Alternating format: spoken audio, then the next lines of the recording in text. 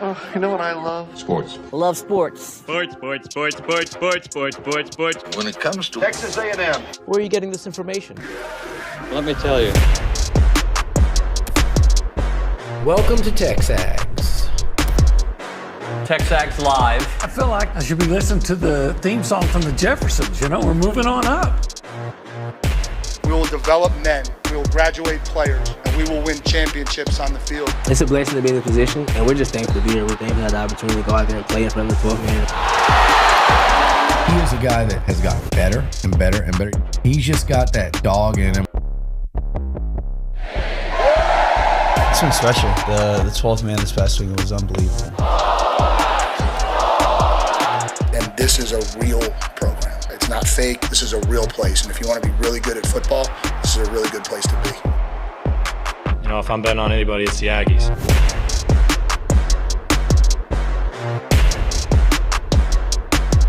So that intro sparked the thought.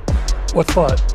We're moving on up like the Jeffersons. Yeah. One of your most iconic lines. Okay. From one of the most iconic shows of all time, the Jeffersons. Yeah, it was a great show. I learned this the other day. There's a little video. There's like my algorithm feeds me certain things that I click on, and there's this guy who does "You Want to Feel Old" segments, right? Yeah. You know how old George Jefferson was, or Sherman Hemsley was when that show started? Yeah, I don't think he was that old. I think he was actually younger than Wheezy. He was 39. Yeah, I was going to say 40-ish. I thought he was like 70. Like I felt like he was old, and I'm like, I'm older than that dude. People looked older Back then. in the day. People, age more gracefully now. Or maybe fashion. I mean, look at you. You're an old guy, Oh, yeah, and thanks for telling you don't look that old. I mean, the Grays are coming. They're coming, buddy. They're coming. That has nothing to do with Aggie sports, by the way. Welcome to TexAgs Live, presented by David Gardner's Jewelers, Rollo Insurance Studio, Go Hour, presented by the Warehouse at CC Creations. He's Olin. I am. I'm David. He's David. Yeah, thanks for reassuring me. I got a topic for you, okay? Okay. What, and this is going to be open up to the audience, all right? 979-693-1150. You can text that number. You can call the Buppy's Catering Hotline and give us an answer, right? What in-game, in-season adjustments do you want to see from Texas A&M this season? And I broke it down into kind of two areas. Mm-hmm. Mike Elko, Yeah. okay, and Colin Klein offensively, because I think when I say Mike Elko, this year looks like he's going to be doing all the defense. And then offensively, what kind of things do we want to see from Colin Klein? And I actually wanted to start with adjustments that I saw last year that I liked. Okay. Here's the adjustment that I liked. And at the time, I wouldn't have done it. The Notre Dame game, Connor Wigman should have been benched. Yeah. I wouldn't have done it then.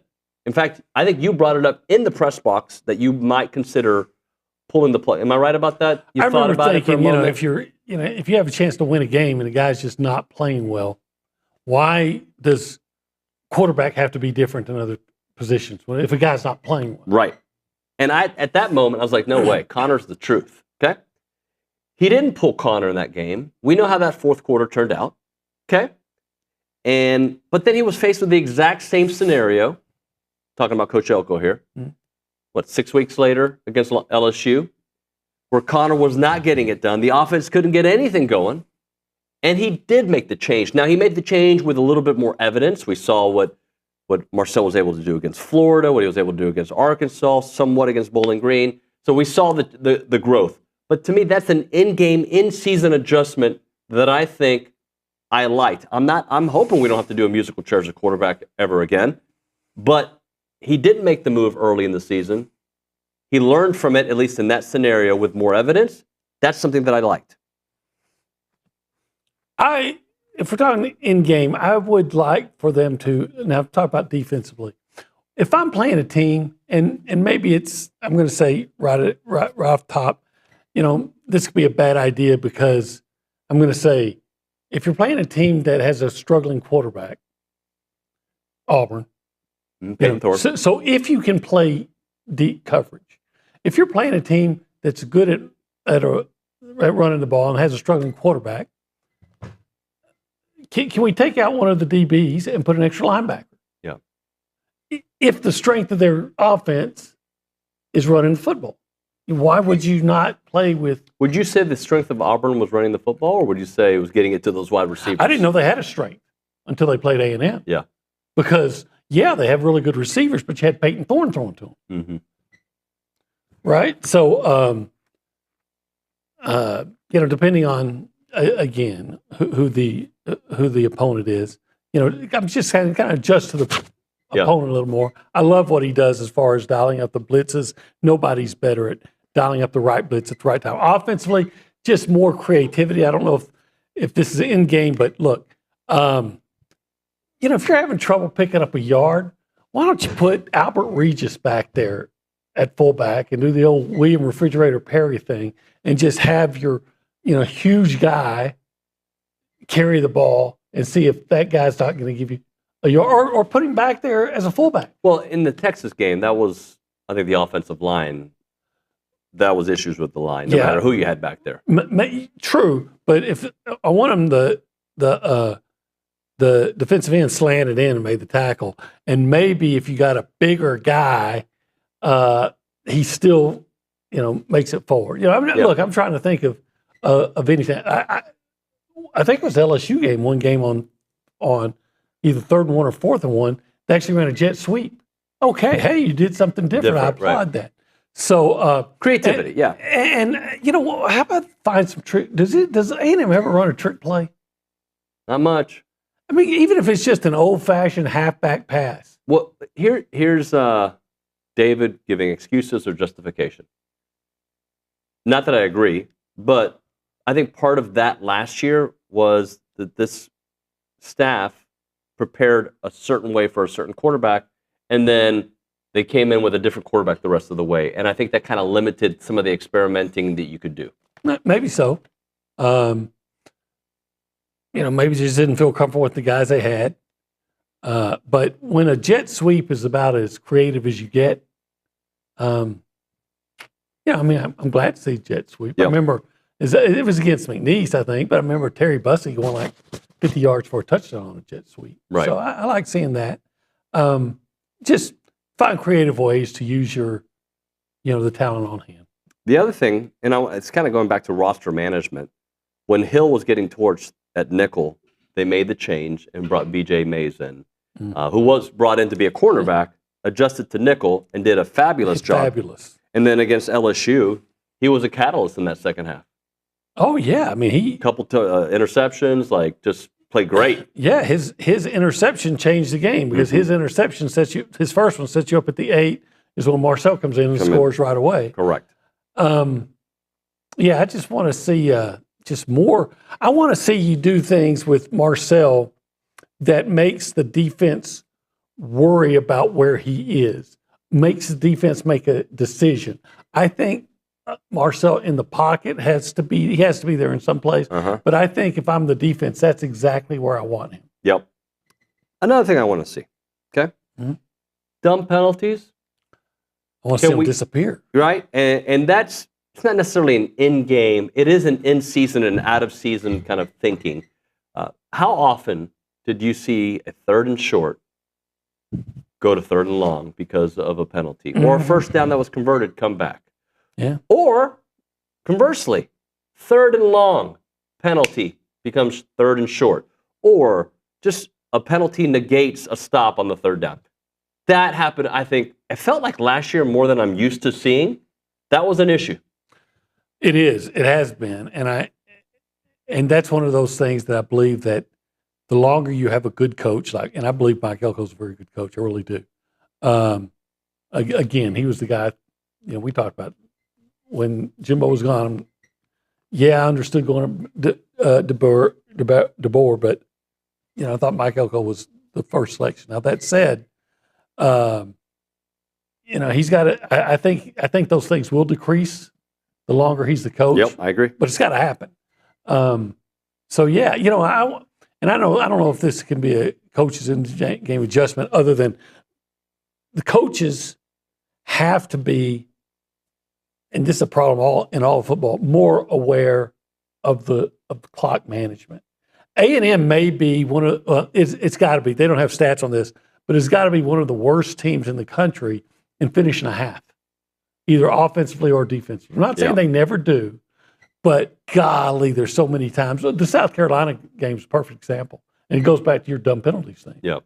You know, South Carolina, you just took you were down, 14-0 or something like that. You come back, you just took the lead a minute before halftime and got all the momentum, and then you give it right back because you let them go down and score. Well, in the next segment, because I don't have it yet, the team in the back is trying to get me what A&M's offense looks like when those first 15 plays are scripted. So we're going to go through the 13 games of last year and just kind of see the efficiency level there, because that's an area, because there was a point in the season where I felt like, and we'll have the numbers in the next segment, but where I felt like they were scoring on that first drive more than we had and then it kind of tailed off. So we're going to kind of go through that, the efficiency of that offense, scoring touchdowns more than in field goals, right? Because that makes a huge difference. So we'll get into that here shortly. The other thing I want to see, okay? And this, in whatever sport you do, if it's marathon training, you want to be peaking at the end of your training, and then you kind of want to taper. In football, can we be peaking? Really, can you be peaking all season long? That's the championship team. But can we be peaking in November? Because we've been gone in November, and I want to be peaking in November. Yeah. Like we said just the other day, A&M, not just last year, but consistently puts the no in November. Under Kevin Sumlin, we talked about the November fade. It got a little bit better early in Jimbo Fisher's tenure, and then it tailed off. And then, of course, last year was a disappointment. So I'm with you. Be playing your best ball in November. So what adjustments do you all want to see? 979-693-1150. It's the topic of the day. You can call us up on that number, or you can text that number as well. Let's go around the room, say hi to the people. Let's do it. But before we do that, do you think we should maybe mention that we're sitting on an area that deserves a namesake?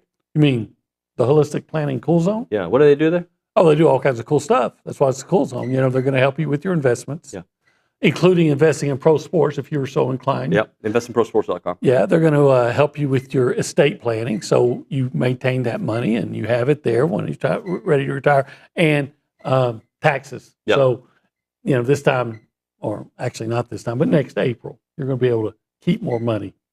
I love money, by the way. I do too. Nick Savage, I like him a lot too. He's a good guy. Nick, good morning, buddy. Gee, thanks. Howdy, good morning, y'all. You're teaching there's about 97 inches 15,000 people behind me right now, but not all of them are my responsibility, so that's good to, makes me feel a little bit better. But they're all like, nobody's smiling. They feel like they're at a seminar about, like timeshare. Hey, you can stay at our place for a week for free if you listen to this 9-hour timeshare when you meeting. have Kay Nagley training you, that kind of happens, right? Same with Cade. She's kind of a taskmaster. Cade is training people? Oh yeah, Cade. Oh God, what a disaster. We like to call it waterboarding. He's waterboarding them back there with information. I don't think we're allowed to do that anymore. Okay. Well, sorry, shouldn't have said that. Hey, the one thing I'm looking forward to, or at least the adjustment from, I guess, Coach Klein, is I'd love to see, and I've hammered this a few times this past season, but I just want to see Marcel get more carries. And that kind of goes to what you were saying, OB, with keeping the defense guessing where Marcel's going to be.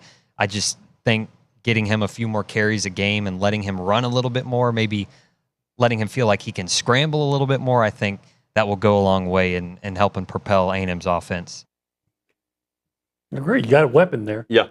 Use that weapon. Don't limit him. I'm going to talk out of two sides here. Okay. But another thing I'd like to see is maybe a different feel for 4th and 1. What I mean by that is, I love a coach who says, we're going to run for 4th and 1 because that's who we are. I love it. Mm-hmm. Don't love it as much when Le'Veon Moss is hurt. Isn't playing, right? Like, I'm not saying you should never do it. I'm not saying you should do it every time. I'm saying if it's not working, let's try something else. Agree. But you should be able to get 4th and 1. Right, what You're want. A&M. And I know this is what Mike Elko wants. He wants a physical team that when it's 4th and 1, they're going to tell you, they can tell you, we're going to run right here. Yep. And there's not a dang thing you can do about it. That's what I want. That's what we want. Can we get it? I think they have the personnel to do that. I do too. Because, they've gotten bigger. Yeah. Stronger, hopefully. So bigger, faster, stronger. I don't know if they're faster. I mean, wide receivers are fast, but that's not what we're talking about here. Yeah. So, all right, let's let's go to the Angry Elephant News and Social Center. Kaylee Dreyer in the house. Hello, Kaylee. Hey guys, how are y'all? We're okay. How are you? Good. I'm going to just talk at your level right now. I'm doing great. I'm happy. No, you're happy, but you're talking like you're in a library. Yes, Okay. I'm happy. I want you to pretend like you're shouting to me on the other side of the arena. That's hard for me to do as everyone in the back tells me I mumble. All right, carry on. So we do have a comment from Kevin in Austin Hey, that Kevin. says, much harder to pick up a yard when you don't spread it out. It limits the plays you can call, and you've got 22 guys in a phone booth. That's why they go a lot of times double tight, just to spread them out a little bit more. Right. But if you snap the ball and you got a lineman that's getting pushed back into the backfield up on, the snap. Sure. Yeah, it's probably not going to work for you. Dreyer, what else? And then we do have an update on men's golf. So the number 12 Texas A&M men's golf team moved into second place yesterday, heading into the last day of the tournament. The Aggies shot a 1 under 287 to jump up 4 spots on the leaderboard. Texas A&M now sits with a 1 under 575 after 2 rounds, and they head into the final round 8 strokes above the cutoff, which is 5th place to advance to the NCAA championship. Let's do it, Corton. Yeah. Let's do it. Glad to see some guys having success. Yeah, we need men to do well. It's been a while. Well, track has been doing Track really is great. well. And they got the SEC championships coming up. Really well, yeah. They've been great, yeah. So, but more is better. More is better, absolutely. Want everybody to be good. Everyone. I want to have great baseball players and great softball players. I want them to meet and have great softball, baseball offspring that comes to A&M and continues it all. I just want championship parties. Those are fun. Yeah, I haven't had one in a while. The last championship party that you probably got to go to was the Dallas Cowboys 95. Well, it was 96 after 90. And let me tell you, it was a great day. Yeah. I'll just leave it at that. I've had many good parties. Yeah. Recently. Yeah. Yeah. Not this year. From championships? Yeah, I haven't been able to go to Spain for my soccer team that sucks this year, but the Astros gave me a couple good ones. Oh, yeah. And what about the Rangers, OV? I did. You did party for that I didn't one. know. You went to the Angry Elephant. That's a party. I went to the Angry Elephant, and that particular night, it's like everybody there was from Houston. So now Rusty Burson found out I was at the Angry Elephant. He met you there. And he drove out. So then it was a small party. Yeah. Let's hit a break. You know what I'm going to do, OB? What? I'm going to throw a curveball. All right. What do you think I'm going to talk about? Buppies. No? No? Not going to talk about puppies. I don't know. Typically, we talk about meat here. Yeah. But sometimes you know what you need to do? You need to drink water to let that meat... Yeah. I'm just going to move on. Let's talk about the water. You got to hydrate. You got to hydrate. You got to hydrate. Yeah. How would never mind. Let's talk about water here in Brazos and Robertson County. It's not just something that comes out of your taps. I bet you know that. It's the lifeblood of everything we love about this community. Well, you can't live without water. You cannot live without water. And right now, out-of-town interests are eyeing our water, threatening our community. So, OB, for a moment. Keep your hands off our water. Yeah, I don't like when people put their hands in water. It's gross. But I'd like for you to consider Keep Water Local, a group of neighbors fighting to protect what matters most. If you care about this community, and I know that you do, it's not just about the water, it's about preserving the farms, the businesses, and that Aggie spirit that makes this place so special. Losing control of our water means losing our future. So if you want to make a difference, head to keepwaterlocal.org to get involved. Let's keep our water right here where it belongs, local.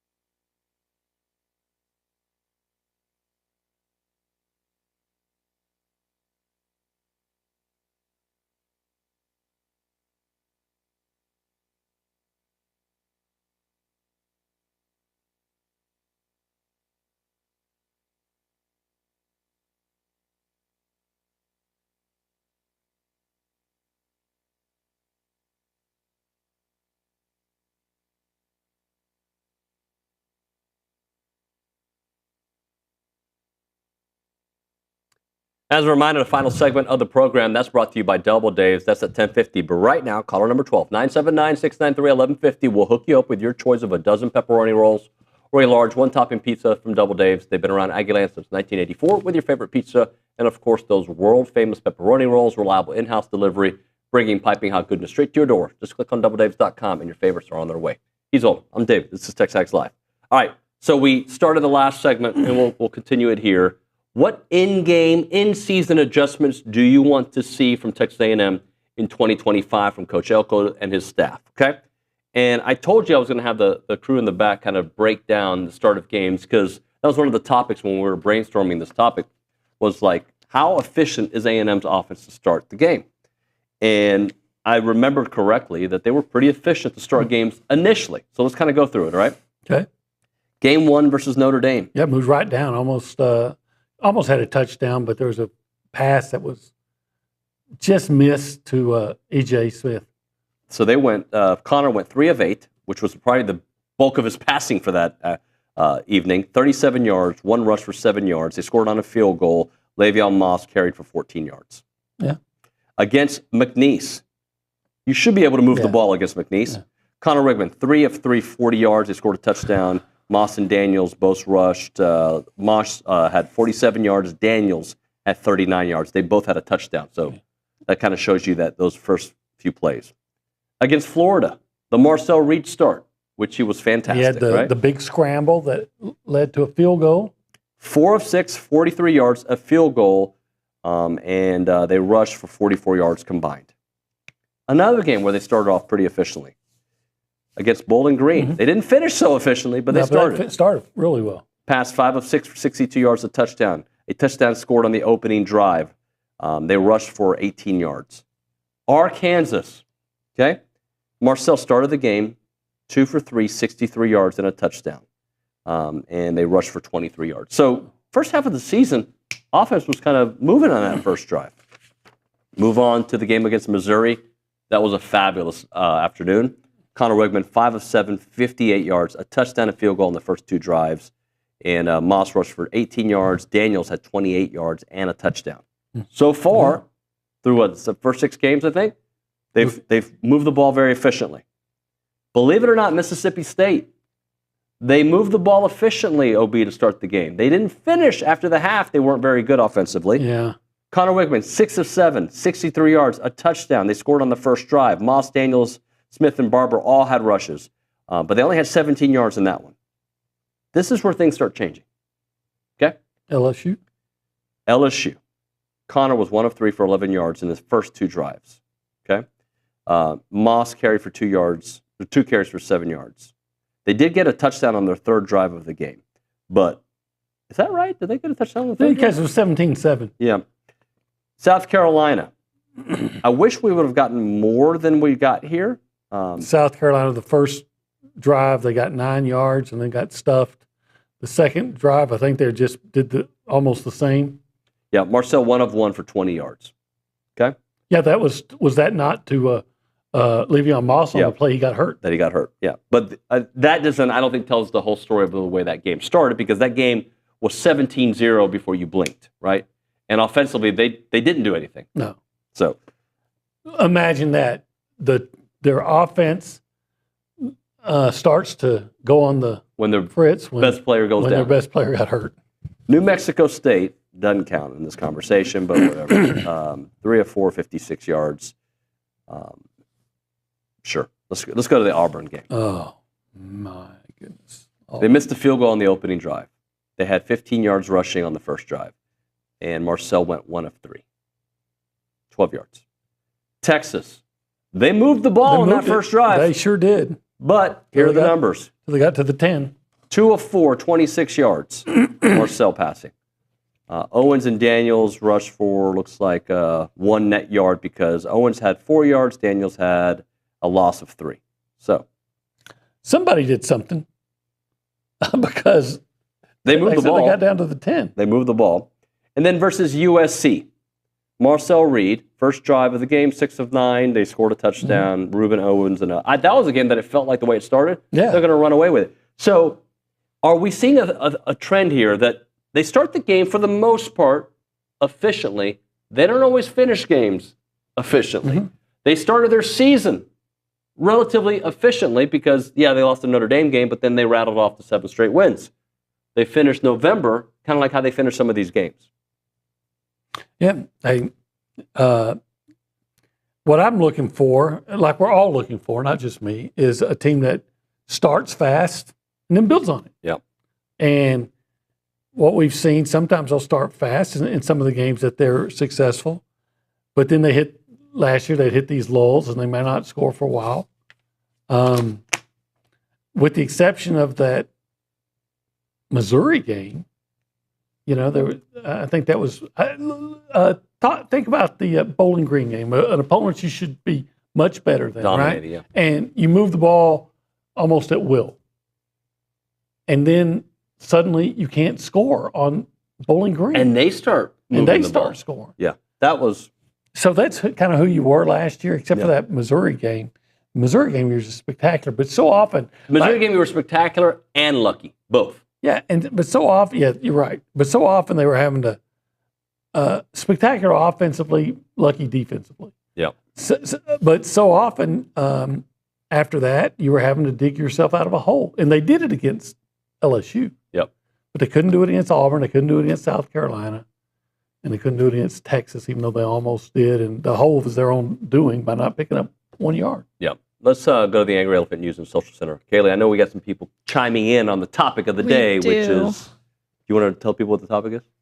You want me to do it? Where do you want to see A&M grow, the coaching staff grow, and the team grow in game and in-season adjustments? We have a few text messages. We have one that says, I just want to see good halftime adjustments when needed. I feel like Elko started out okay, but just want to see adjustments, especially when we are losing at the half or the opposition has had success against us in the first half. Jimbo never had adjustments. Yeah, but you got to have adjustments sometime before the half. Sometimes you have to wait that long. You're already in a bad spot. So, and I think Elko is really good at making, we saw it before, adjustments even before the half. Well, do you remember, tell me if I'm remembering this correctly, the Notre Dame game late, they're passing, and Coach Elko's like, what in the, start running the ball. We've got Le'Veon Moss, run the ball. And I think that's kind of like what we're talking about. You want the identity of a team that can run the ball at will. And by the way, when they did, and they had a healthy Le'Veon Moss, they were able to get those yards. Yeah, I like it.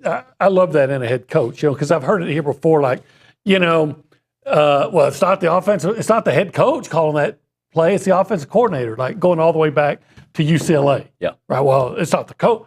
You're the head coach. You're out get a headset. If you don't like what's going on, or if you want to do something different, you tell them, and they do what the boss says. You're exactly right. So I love that about Elko. He's not afraid to tell his offensive coordinator, look, we're going to start doing this. He's not afraid to change quarterbacks. Right. Some of the other reasons why I like him as coach. Is there any more? Any more reasons why I like him? Any more reasons why I like him, or any more adjustments? Let's try to get at least one more, because I like him a lot. Madden in Houston says fast starts and explosive plays. Well, explosive plays may come with more speed. Yep. And I think fast starts, I don't know if fast starts is the way I would categorize, but they had efficient starts from what I just read, right? They were. If you go, no matter how you do it, if you go down and score, it's a fast start. Yeah. But it can't be just once. You got to be like the softball team against Texas. You have a fast start, and then you build on it. You don't slow down. You step on their throats. You step on their throat and kind of grind it like Dirty Harry Callahan when he shot the killer in the leg, and then he put his boot in the wound. Yeah. And that's what you do. Trier knows Show exactly no what mercy. you're talking about, right? No clue. You don't know who Dirty Harry Callahan is? No. Clint Eastwood? I weep for this. Do you know who generation. Clint Eastwood is? No. Never heard the name. He is 95 years old, OB. He was. It doesn't matter. He's Clint Eastwood. True. That guy still makes great movies. The Mule? No. Never heard of it. Gran Torino? No. Oh, fantastic movie. Man. I could see you being him, except without having the skill of killing people. I could work on that. Hey, I know a place. I know you do. So people are a little worried we're not going to talk about barbecue. I just did the old switcheroo to kind of change things up.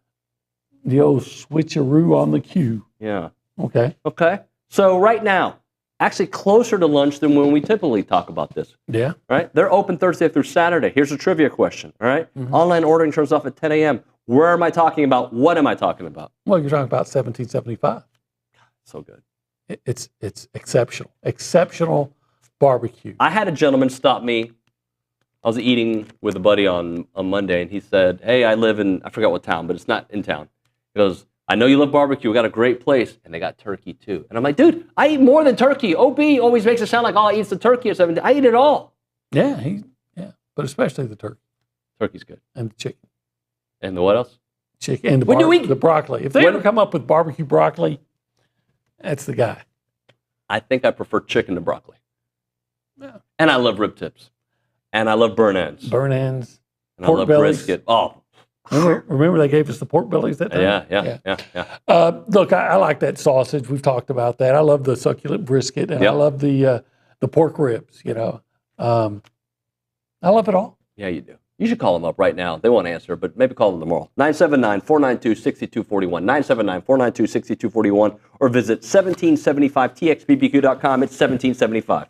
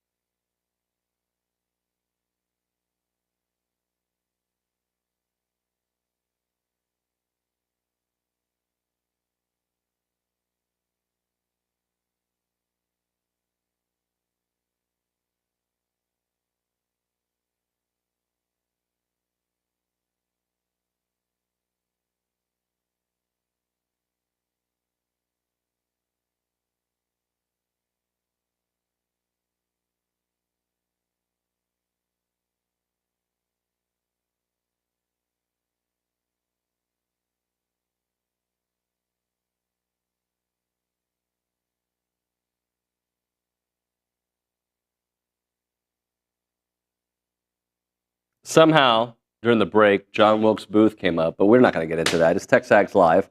We're presented by David Gardner. Didn't he invent the phone booth? He was a stage actor. Yeah. Yeah, apparently. It's the Go Hour presented by the Warehouse at CC Creations. Give it your best shot. Let's go to the Buppies Catering Hotline where we find Charean Williams, Pro Football Talk, our good friend. Charean, good morning. Good morning. How are you doing today? Well, it depends if I'm talking about A&M softball, David, or A&M baseball, David. Charean, I'll let you take it from there. Or how about Dallas Stars, David? How about that? Are we Dallas Stars? Did they win last night? Yeah. Okay, great. Who had the hat trick? Yeah, they won. Up 3-1, little hat trick. Yep. So, I'm excited about softball. I'm going to come to the Friday and Saturday games, and then Sunday I'm planning, hope, cross fingers. I know we're looking ahead, but hopefully tennis is playing for the national title in Waco on Sunday. So planning to go to that. If our Aggies get there, and I'm assuming it's going to be A&M and Georgia again for the national title, another national title. So hopefully we go back and forth. So Georgia has the last one, so hopefully the Aggies can pull that off on Sunday. Talked to Mark Weaver this week, so he's hoping for a big turnout. So come on, Aggies. I mean, it's not that far of a drive from wherever you are. Get to Waco to see the Aggies, support the Aggies, at least in the national championship final if you can't get there before that. Charean strikes me as someone that probably played a lot of tennis. I still play tennis. See? Yeah, that's my sport. I love tennis and golf. I'm about to go play golf. Well, I walk 18. May not get 18 in today. It's going to be a hot day, so may not get 18 in today. We're supposed to hit 100 or close to it today. I know it'll be later in the day, but it's pretty warm. And since I walk, it's a little bit of a challenge. But, yeah, I'm a huge tennis player, love tennis, so I can't wait to see the tennis team. I watch a lot of tennis, play a lot of tennis. My husband was a tennis coach, so, yeah. It's fun. Sounds like you grew up on the country club down in Orange. I did not. And I didn't play tennis when I was younger. It's just that lifetime sport, that you play. I picked it up later in life. I played a little bit when I was a kid, but that's not what I did in high school. I did basketball and volleyball and track and cross country, and, there wasn't really time for tennis, which you got to dedicate time to be a good tennis player. So, but it's fun now. I'll say that. Charean Williams with us here on TexAgs Live. Charean, I found this interesting. Charlie Baker, the president of the NCAA, says he kind of welcomes the efforts by the federal government and Donald Trump. President Trump. I was surprised that, the NCAA typically does everything wrong, and I'm just surprised that he'd be open to that. Did that surprise you? Yeah, very much. I mean, I don't know why they'd want the government in anything. I mean, work it out. So, I don't know what's going to happen. I think there's still a lot of dominoes to fall in this thing, and I don't know that anyone knows how it's going to play out and what's going to happen. But I think a lot of things are going to happen moving forward, and I don't think the way it looks today, college sports, is the way it's going to look in 5 years or 10 years or however long. And it probably will be sooner than that, maybe 2 or 3 years. I think it'll look a lot different than what it looks now. And, they got to do something. I mean, it's not headed probably in the right direction, and I don't mean simply from a pay standpoint. I don't know if that's sustainable. That's the problem there. I have no problem with athletes getting money and getting the most money they can get. I just don't know if it's sustainable at the levels that we're seeing right now. With that, and just the model that they have right now, I just don't think it's good. And the transfer portal and all that, you're not seeing athletes stay and build those. Really, for fans' standpoint, you're not seeing players stay for 4 and 5 years that you can root for and get used to. And, I don't know. It's just different than it was, obviously, when we were in school. Yeah, weren't we supposed to already have some idea from this judge of what direction that they were going to go? I think we have direction. We're just waiting for her to approve the things that the college presidents have all agreed to, because I know the roster limits. Was supposed she said to have that done like last week. And then they sent their counter, and now she's looking it over this week. Yeah, it seems like keep kicking the can. Maybe we'll have an answer soon. Hey, do you think that look, the historically the teams that, quite frankly, had a lot of backing were successful. But do you think we're getting to a point, though, where even more than ever, that the strength of your team is going to be dependent on your fan base and the generosity of that fan base. Yeah, there's no question about that. And I think that's why Nick Saban's no longer coaching. I mean, he had 32 players come in after the season, his final season, and either say, I'm transferring or I want more money. And there's no question about that. I absolutely think that's the case. I mean, the more money you have, the more, which is why A&M's well positioned, obviously, with the alumni base and the financial giving that, you know, the generosity of this fan base is above and beyond what others could ever hope for. And so, but yeah, it's just, I just don't know that it's sustainable with the amount of money. You know, you look at what Miami now, they got the best offensive lineman in the next class, and I don't know how much they paid him. You know, he's a great track athlete too. I don't know how much they're paying him, but I guarantee you it's in the millions. And, you know, the brought in Carson Beck and paying him in the millions. And, you know, it's a lot of money to win now in any sport. I mean, you look at Texas Tech paying their softball pitcher $1 million right now for this season, the season they've had, and not likely to win a national championship with her. They're 15th or something, I think, going in their seeding. Unlikely to win a national title from that spot, but they got a chance with her, which is what they wanted. And, you know, and that's a sport where if you have one great pitcher, you've got a chance to win a national title. So it's in every sport. It's not just in football. And when people step up in other sports, I mean, they can buy a championship. There's no question about that. Talking to Charean Williams here on TexAgs Live. Charean, so we found out some of the NFL calendar, not all of it. We'll find that out later on today. What do you think about the Black Friday game, Eagles and Cowboys? No, that's not. Oh, September 4th. I'm sorry. September 4th. Sorry. Chiefs on Thanksgiving. Yeah, Chiefs and Cowboys on Thanksgiving. Got them reversed. Yeah. Longhorns and Aggies. The Eagles are playing on Black Friday, but they are not playing the Cowboys on Black Friday. The Cowboys and Eagles then are on September 4th. Correct. Yeah, the Cowboys kick off with the Eagles on September 4th. They're going to have to watch them unveil, obviously, the banner, and then the Cowboys get the Chiefs on Thanksgiving, which it's really weird because they have typically lately put a bad team. Like, I didn't even go last year. They played the Giants, and both teams were bad. And both teams, I think, were without their quarterbacks. I think it was Tommy DeVito started for the Giants, and obviously Dak Prescott was out for the Cowboys. But it's always the highest, and it was the highest rated regular season game of the season. And so they typically don't put a good team there in that spot because they know people are going to watch anyway. Well, this year it's going to be the Chiefs at the Cowboys, and all eyes are going to be on that game, and it doesn't matter what the Cowboys' record's going to be at that point because everyone is going to watch that. And they may set some kind of record for that game. It's unbelievable that they put the Chiefs on that game, but it's already one that I think people have circled on the calendar of, I want to see this game. Patrick Mahomes comes back to where he trains in the off season and gets to play in AT&T Stadium for the first time in the NFL. Okay. Now let's talk Black Friday. Your thoughts as an Aggie, and I don't know how traditional you are, but the A&M in Texas playing on Black Friday. Yeah, TV dictates these things, and I know people say, "Oh, Texas, I'm not for this for A&M."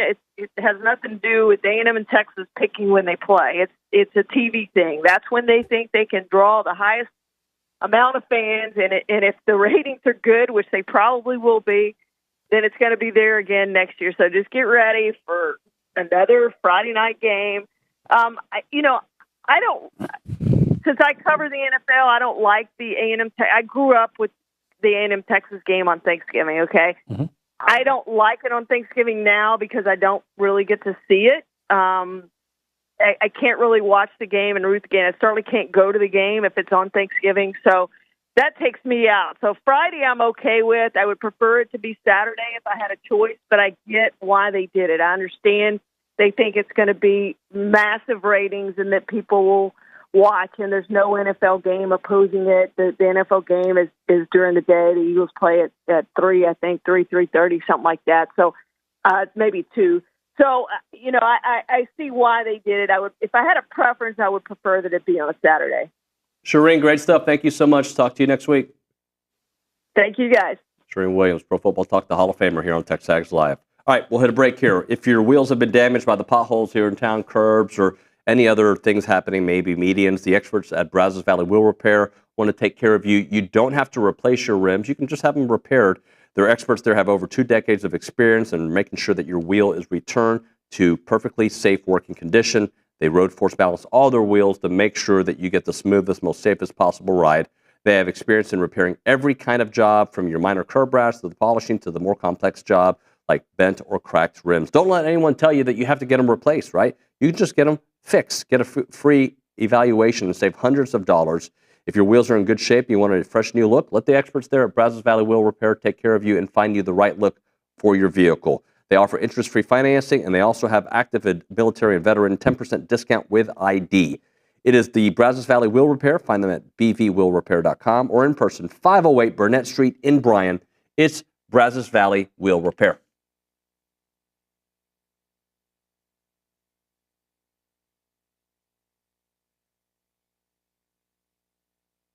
Let's talk a little Snaps clothing. David Nuño here, and I love wearing Snaps clothing everywhere. I've got the flannel on right now. You've seen me in the Tailgater collection with the A&M gear. It is fantastic. If you see me around town with my sons, Christian and Cruz, they've got a bunch of Snaps gear. When they have big games for Consol, they wear nice clothes, so they wear their Snap stuff. And I'm telling you, with baseball season here, let's all kind of go looking stylish and fit to the games there at Olson wearing the Snaps clothing. As a reminder, they are the only official licensed Texas A&M Pearl Snaps maker out there. Their Tailgater collection is built for game day with breathable, moisture-wicking fabrics to keep you comfortable while you rep your Aggies in style. Now, whether you're watching the game from home or maybe you're in attendance, you're tailgating, whatever it may be, you got to make sure you head to snapsclothing.com to see everything they have to offer. It is fashionable, it is awesome, and you're going to love it.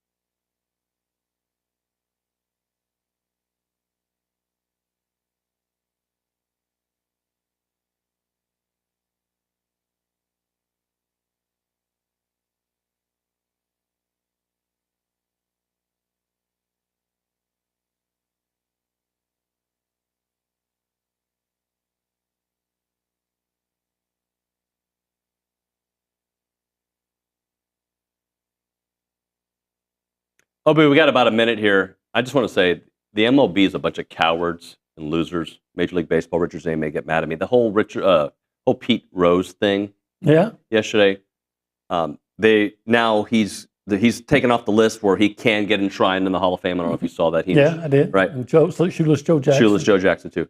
I think it is.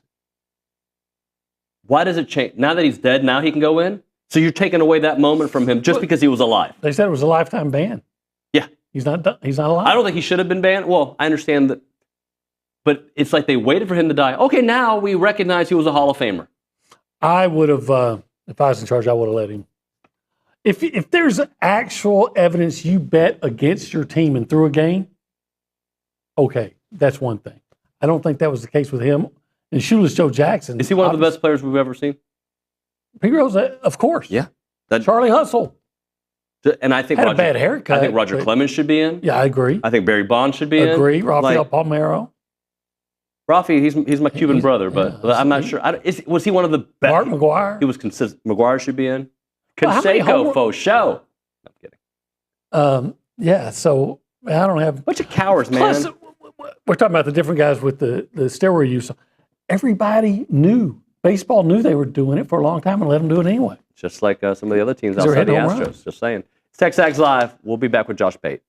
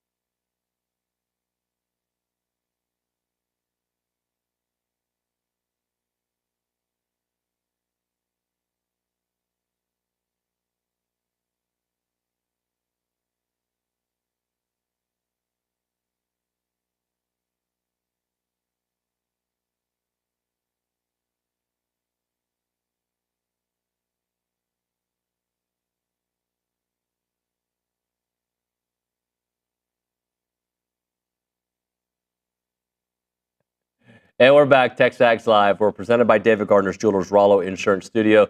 Time for our weekly conversation with Josh Pate, brought to you by Academy Sports and Outdoors, your new home for Jordan. Gear up today and take flight on the court, off the court, and above the court. With that, we go to the Bucky's Catering Hotline, and it's Josh Pate. Josh, when I was a kid, there was a thing called Where's Waldo? Now there's a thing called Where's Pate? Because every time you're in a new area, where are you this week? Oh, the U. Unspoken. Look at that. There's sign language at this point between you and I. Hey, our audience knows this and they get annoyed. You know that, like, growing up, I was either going to go to A&M or the U. Those were the two options. That's well known, yeah. My oldest brother went to Miami. Alex, my middle brother, went to A&M. I ended up picking the good guys and going to A&M. But I got a lot of love for Coral Gables. You having a good time there? Yeah, I am. It's like 83 degrees today. It's wonderful. The iguanas are out. I mean, I don't know what more you can ask for. Here's a headline, though, that I don't think folks who are native to like the College Station area would be used to. When I was here, I think last time we were here was last fall. So I'm watching them get ready for practice. It's just the middle of a game week. They have to send grad assistants out onto the practice field to sweep the iguanas off the field before they can even go out there for stretch and stride, which is just, if you tell people anywhere else in the country, they think, oh, you're joking. No, it's just normal, like, operating procedure here. Got to get the iguanas off the practice field. And every day has a thunderstorm that lasts about 18 minutes. Every day. It doesn't matter. When you're there, that's what you're going to get. Yeah, it's. I know people in Texas are used to popcorn, like isolated stuff. I'm from Georgia. We're used to the isolated stuff. Down here, it's like if something torrential is coming through, it's give it 7 minutes and we will have blue skies. Yep. It's just like it works its way into your DNA to where it rains. Oh, it's raining. It's not raining. It's all the same thing.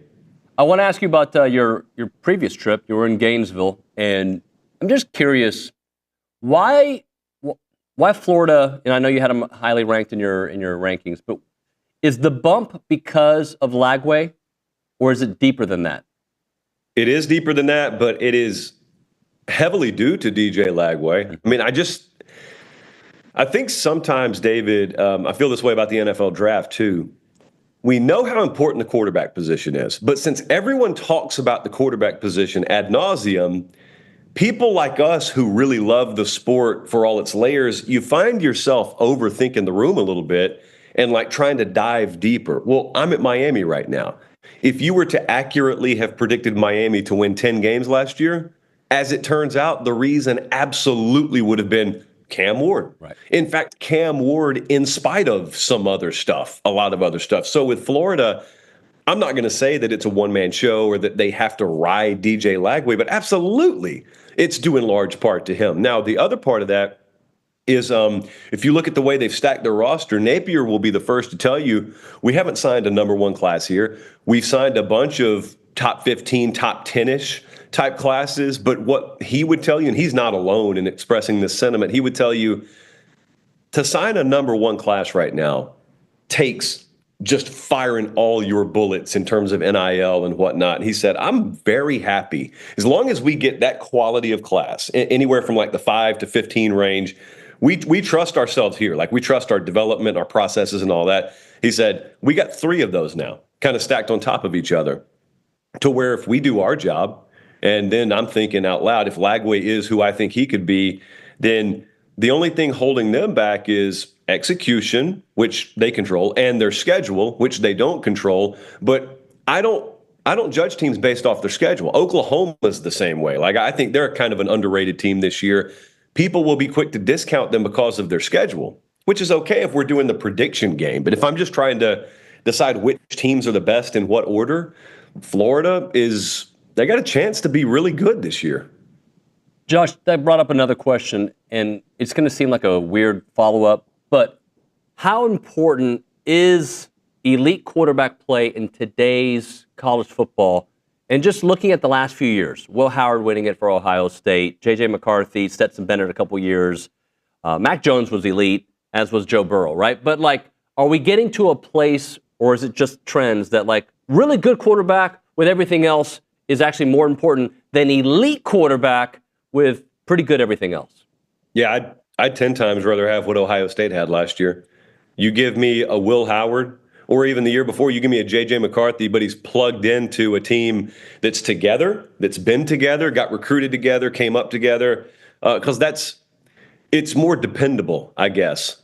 And I'm not constantly terrified of one injury derailing everything, or even one bad game from one person derailing everything. But also, David, it's a team sport. Yeah. Like, I feel like I'm watching a more authentic product or version of oneself when it's collective in nature. And certainly if you're asking me my preferences, like if I'm putting together a Pate State team, you give me a disciplined, hardworking, precise, B-plus level talent at quarterback, and I'm happy all day as long as I've got him surrounded by the right pieces. Sounds like you're talking about Texas A&M there, because I think Marcel can be an A-plus at times, right? But if though, and I'm kind of kidding, but if I think that's what Coach Elko's trying to build, and I feel like he was getting close to that before injuries derailed the season, and there were some other issues. Obviously, defensively, they had some issues, major issues on the backside. But I feel like that's what Coach Elko's trying to build. Yes, and so the follow-up to that is, let's say you're right. Let's say Marcel Reed at his best can peak at an A-plus level. The whole follow-up to that is you don't need him to. Right. It's nice. I mean, if you get one of those games, you're going to beat someone 48-13. That's wonderful. However, what I want to know is when he has a 56% completion game, may even turn the ball over once, do they have a ground game they can fall back on? Yes, they do. Do they have an opportunistic and statistically improved defense? I strongly believe they will. Is it a complementary operation to where I don't just go into it saying, boy, he better throw for 350 today or else we're screwed? That was kind of Miami last year. That's how it felt watching them. Or it was also, man, we're going to need to score 40 today. You don't want to get off the bus feeling that way, and I don't think that's A&M this year. Who from your top 20 is a team that you wouldn't be surprised by midseason isn't in the top 20? It could be. I think there's a lot of volatility with Florida. I took a flyer on Georgia Tech, but Georgia Tech, I've got a feeling about them more so than anything quantifiable. They play Clemson early on, and that's in Atlanta. If that were to be a really lopsided game, then maybe that's different. I'm trying to think of who else, like Ole Miss. I think there's a fair amount of question about them, but there's also a huge amount of upside with them, and they don't really have a tough front-loaded schedule, so there's not the opportunity for them to be tested or maybe exposed or whatnot. So I would circle those off the top of my head. Yeah, I look at Florida's schedule and I'm like, yeah, they can be really, really good. They also can lose a lot of these games because they just haven't proven it. As good as they were at the end of last season, I think, more film on Lagway, how he adjusts to what teams know about him, I think will go a long way in their season as well.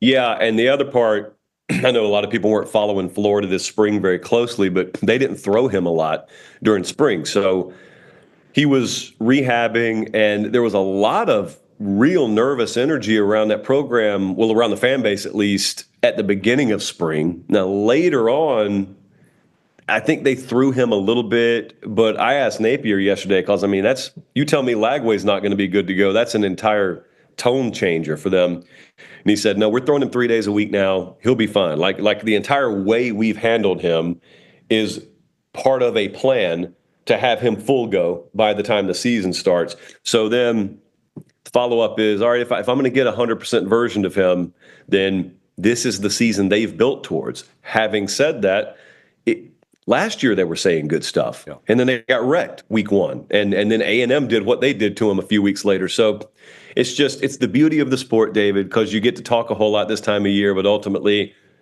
they got to play the games. So a year ago, we've kind of talked about this, but I'm going to take it a different direction. A year ago, I was not high on Notre Dame right around this time, and we've gone over the reasons why, the new offensive line. Not that I wasn't high on them, but I just didn't think they were going to be a team that made it to the national championship game, right? Even after A&M played them in week one, I didn't think so. But sitting here today, I feel like I'm in the minority. I think Notre Dame may not peak by getting to the championship game, but I think that might be a better team. And I think some of that is based on their offense, not their defense, because I think their offense might be better this year with C.J. Carr if he ends up being the starting quarterback, because I just think even though Riley Leonard had that moxie, I think C.J.'s got something to him passing-wise that I think Notre Dame needed. And I think the defense is, yeah, they lost some guys to the league, but I think they're going to be really good. I would call them a bigger question, bigger upside, especially at quarterback. I mean, we were doing our breakdown of them the other day, and I was thinking about how, all right, Riley's gone. However, as much as C.J. Carr is a question mark in the sense that he hasn't taken the reins, he hasn't started for a team, they were so limited passing last year. And the upside on Carr from a passing perspective is mildly to moderately, if not significantly better than anything they had last year. So I know I've got maybe the best tailback in the country behind him or beside him. I know with how banged up they were at O-line last year and still trotted out a winning unit, I know that's just a culture dependability thing I can have with them. So I agree with you. And they're probably as good at receiver as they've been in quite a while. Yeah. Them and Clemson are the two teams I'm saying that about a lot here lately. So I agree with you. Ironically, they open here. They open at Miami week 1, so that'll be fun to see. Well, and their schedule is so front-loaded that, like, we'll know what kind of team they are early on with Miami week 1, A&M week 3. Yeah, there are a couple of teams out there like that. Miami's actually another one. You've got a new quarterback. You got questions like everyone does, but unlike maybe an Ole Miss that gets a month and a half to figure it out, by the time you get to week 5 or week 6, you've already played 3 of your 4 toughest opponents. And so, it's kind of my exercise I do every August when I get really bored is I take the teams with the higher degree of uncertainty and then overlap that with teams with front-loaded schedules. And the ones that fit both parameters, those are the biggest wild cards in the sport because I don't even think they have a way to know how they're going to come out of the gate until they do. So I want to follow that up with how you do your evaluations when it comes to a team like Texas has to completely rebuild their offensive line. A team like A&M has to completely rebuild their defensive line, right? You've got these teams, and you know their reputation, but until you see it, you don't really know it. Last year, Notre Dame, the example we gave earlier, I didn't think that offensive line was going to be really good. It ended up being great. So, how do you kind of go into a season understanding that this is the brand, this is what they've done, this is what they can do, yet we haven't seen it? A lot of it is proof of performance. We have that in our business. If you're selling TexAgs to a future client, they want to see proof of performance, right? Well, if I have question marks about a unit on your team, I would love to have at my disposal a proof of performance. You've got the same position coach there. You got the same head coach. It's a bunch of new pieces, but I've seen you do that with unproven pieces before. That doesn't guarantee you anything, but it greatly ups my comfort level with you. Conversely, you've got other teams out there that are more in line with the norm of college football, and that is staff changes a lot. So if I trust your personnel, but you have a new coordinator in the building, let's say, we've all seen those stories where you get 4 years into a coordinator being somewhere, and you hear him tell you the story how, year 1, we were only 60% installed. We knew it was going to take a couple of years. Well, everyone is willing to tell you that after the fact. Okay, but if that's always the case, then it stands to reason that is currently the case at any of a number of programs. So what I'm wanting to do this time of year is figure out where is that? Where is the staff that currently is looking themselves in the mirror and realizing, oh, we're going to be limited here in year 1. We got to hold back here in year 1. But then the follow-up is, who can win in spite of that? Because I just watched Ohio State win a national championship with a fully cohesive staff and an all-together roster, and they still lost 2 games. And then I look at other places where it's come together immediately, and new coaches, new coordinators, year 1, they win. So it's not that you have to be flawless to win the whole thing. It's because no one's going to be. Right. From this point moving forward, I would argue we're seeing a landscape that is as flawed as it's ever been at the top. So it's who can overcome them. That's the unquantifiable characteristic of staffs that I want to know the most about. How many of you are good at masking or overcoming relative inefficiency, because it's easy to win and call the plays when everything's A+. But those days are gone, and those days never were for most people. So if you can find a way to quantify that, then you're going to make a lot of money betting this stuff. Josh, if I tell you, all right, Le'Veon Moss is going to be fully healthy, all right, you look at that running back room. Are they top 3 running back rooms in the SEC? Where are they? Like, if we know their health, because again, even if you're healthy, how quickly do you return to the form that you were last year? But let's just say Le'Veon can get to the level we saw last year with Ruben Owens' the potential of being a star player himself, and some people thought he was going to be the starter last year before the season started, and Amari Daniels, what he's been able to do, and the others. If I were to just tell you their running game is going to be as healthy as possible, what does that say about that running back room? I think it's one of the best in the country because it's going to be supported by, hopefully, good quarterback play, good enough quarterback play where you achieve balance.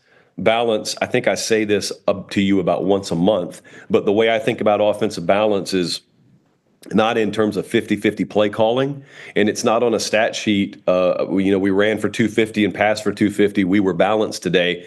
It's just, does Colin Klein have that laminated play sheet in his hand and feel comfortable calling pass, run in any situation? And most importantly, do opposing defensive coordinators believe that he's willing to call pass, run in virtually any situation? If you've got that, and a strong ground game goes a long way in that, and wide receivers doing their job, Marcel taking the next step goes a long way in that, then you've achieved balance. And if they're a balanced offense, then you're talking about, relatively speaking, you're talking about one of the best tailback room potentials in the country. I'm going to close out with this question, very elementary question. Yesterday I was at, I'm going to dumb it down because sometimes I think we follow the sport so close that we forget that maybe we make it harder than it needs to be. I'm at soccer practice yesterday for my daughter, and a parent came up to me who knows I cover college football, and he was asking me about NIL in the future and yada, yada, yada. And he goes, dude, I think if they just fix the transfer portal, NIL will take care of itself. If they make it, you just can't transfer whenever you want and can't leave from, maybe make it max twice you can transfer, NIL will take care of itself. That's all they need to do. I think it's a simple thought, but is there something there? Oh, I'd love to get him, and I would love to empower him, and I would love to have those rules. Yeah, you're right. It is simplistic. If it were that easy to figure out, we'd already be there, but it doesn't mean he's not making a good point. Here's what I'm thinking about. So we've got this whole presidential commission thing that's being put together, which I absolutely want to be on, by the way. Everyone keeps on talking about how college football's at sort of a dead end because the rules aren't enforceable, because they're not legal, blah, blah, blah. Okay, point taken. I don't like it, but that is what it is. Well, it seems to me the way to change that is to have laws that then allow you to enforce your rules, whether that's antitrust exemption or whatever. To get laws, you need Congress to pass them.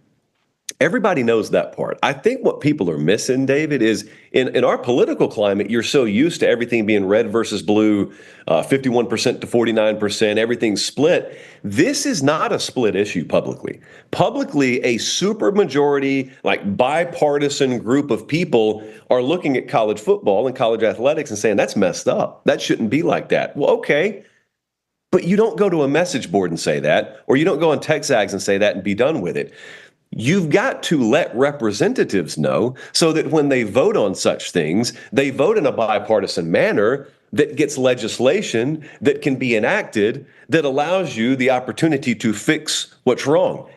That last part, the messaging part, I think they've been terrible at.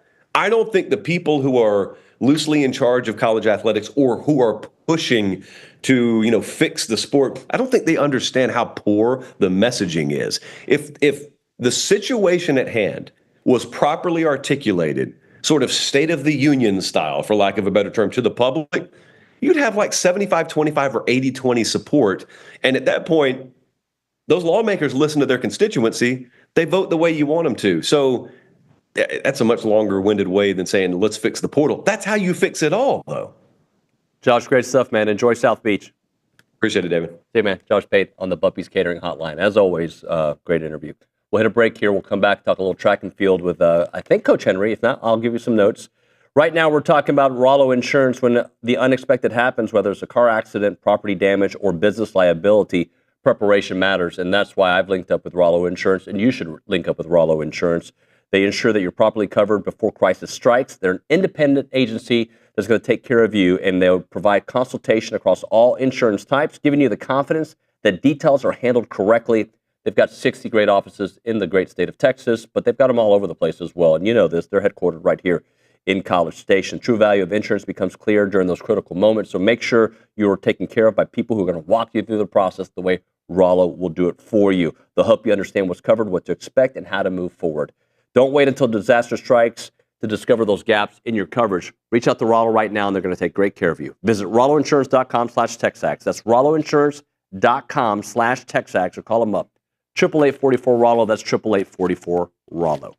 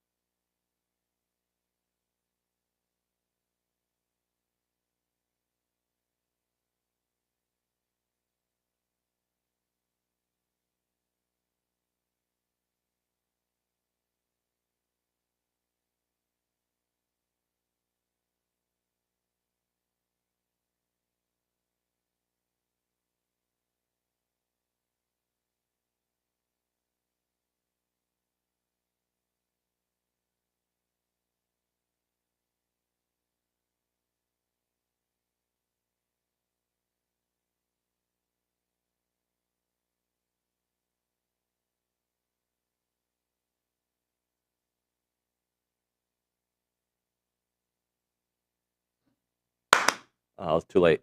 TexAgs Live, presented by David Gardner's Jewelers Rollo Insurance Studio.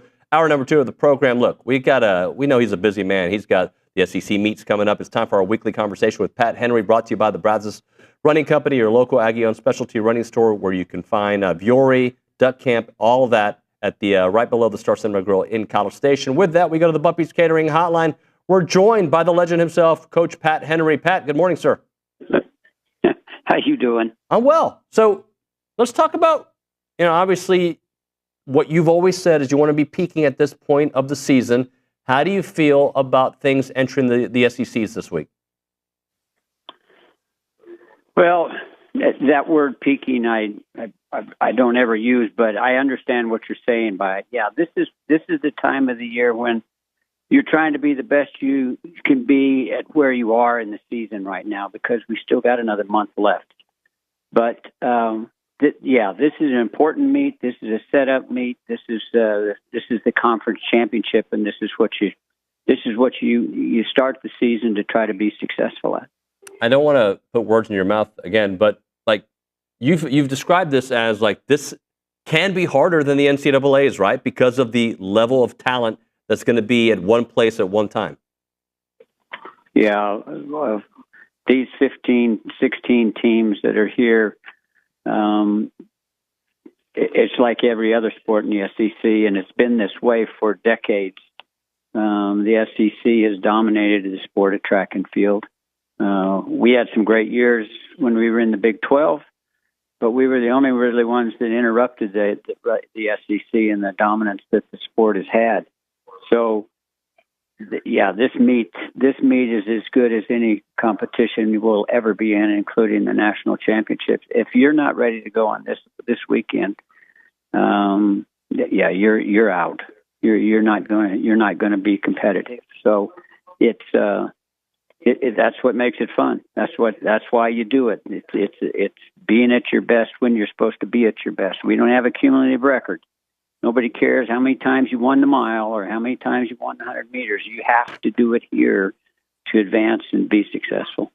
Talking to Pat Henry here on TexAgs Live. Let's talk about Heather Abity, who broke her own pole vaulting record last week at the alumni muster meet. Just talk about her performance and what stood out.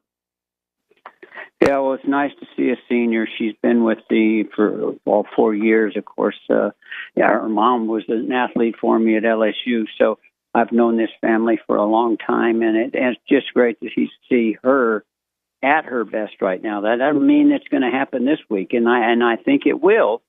But she's got to be at her best, and if there's one thing Heather has not been able to do is really be at her best every single time that it's required of her.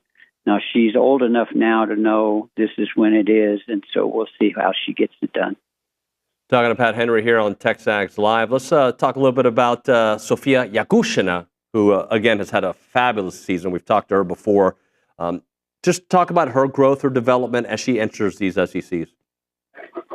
Yeah, as a freshman, she comes in with some good marks, but never had she been able to put them together the way she's putting them together. Mario Zatania, our multi-event coach, is doing a really good job with her. It's changed her training cycles and has done a lot of things that have really helped her an awful lot to be successful. Because to be a great hurdler and to be a pretty good shot putter, those are two different disciplines, and so she's got to work awfully hard. She works a lot of hours, and for a freshman, I've never had a freshman score this high, so we'll see how she puts it together. And then she did it the last SEC Indoor Championship, so I look forward to a good one from her. And Jaqueline had a tight victory in the 400 hurdles. Talk a little bit about what you're seeing from him as he enters this pivotal week. Yeah, Jaqueline, you said Jaqueline, didn't you? Yes, sir. Yeah. No, he's a competitor. If we have a competitor on this entire team, it's he and Ahmad are big-time competitors. These guys are ready to line it up. When it's time to line it up, they line it up. And so JQ has never not lined it up, and I think that's what he's prepared to do right now.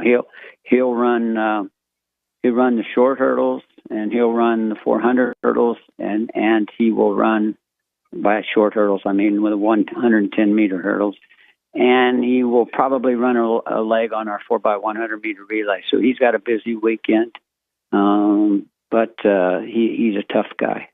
Coach Henry, good luck this week. We'll talk to you soon. Hey, I appreciate it. This is a meet that we got to have everybody have a good day on the same day, and that's what we're looking to do. So I hope the next time we talk will be a successful conversation. I'm sure it will, sir. Good luck to you. We'll talk to you soon. Take care. You Take too. care. Pat Henry, TexAgs Live. All right, we'll hit a break. More important things coming up as well. We have the SECs, hugely important. We've got the softball regionals, hugely important. Trisha Ford will be in studio here in a moment. We're talking Bird Dog, revolutionizing ranch management and honey access. They're Aggie owned and operated. They don't just connect hunters with premium hunting experiences. They now expanded their services to help landowners maximize profits through specialized tax optimization. Again, they do the hunting side of things. You want to go hunting, they'll set it all up for you. They're an Airbnb for hunting, but also they do it on the fishing side as well. You're really going to like Ben Sweat's doing some awesome stuff on that side of the business. Jonathan Lust, former Aggie Yell leader, just an awesome guy. He's running the whole show, and he is fantastic. If you're a landowner, you can unlock that hidden value on your property. Some of their clients are earning an extra $100 to $500 per acre of land. They can expert navigation of agriculture exemptions, wildlife management, and tax benefits. Remember, they have over 60-plus premium hunting properties as well. What you need to do is check out the website and learn all about it. It is birddogit.com. Your ranch represents your legacy. Check it out, birddogit.com.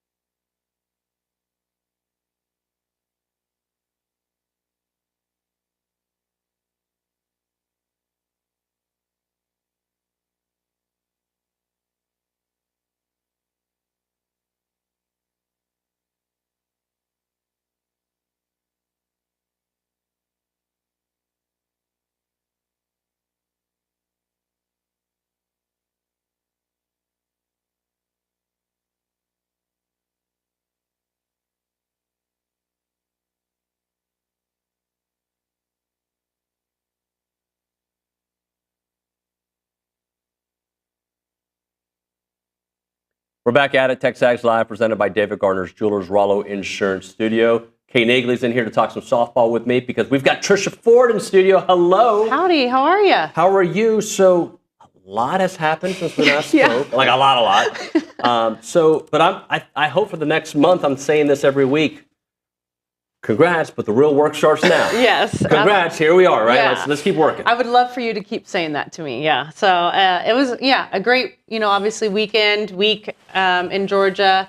Didn't end, we wish we would have played, but at that point in time, the weather was really, really bad. So it kind of is what it is. Right. Yeah. So kind of talk through the decision by the SEC to, first of all, the weather was just awful, and then deciding to just cancel the game, and then the decision of Coach Amps. Yeah, so we were obviously originally, I think, scheduled at 5 or 6, and then we pushed to 1 because that was our best window. So they were on the phone basically all night and even in the morning saying, this is our best window, this is our best window.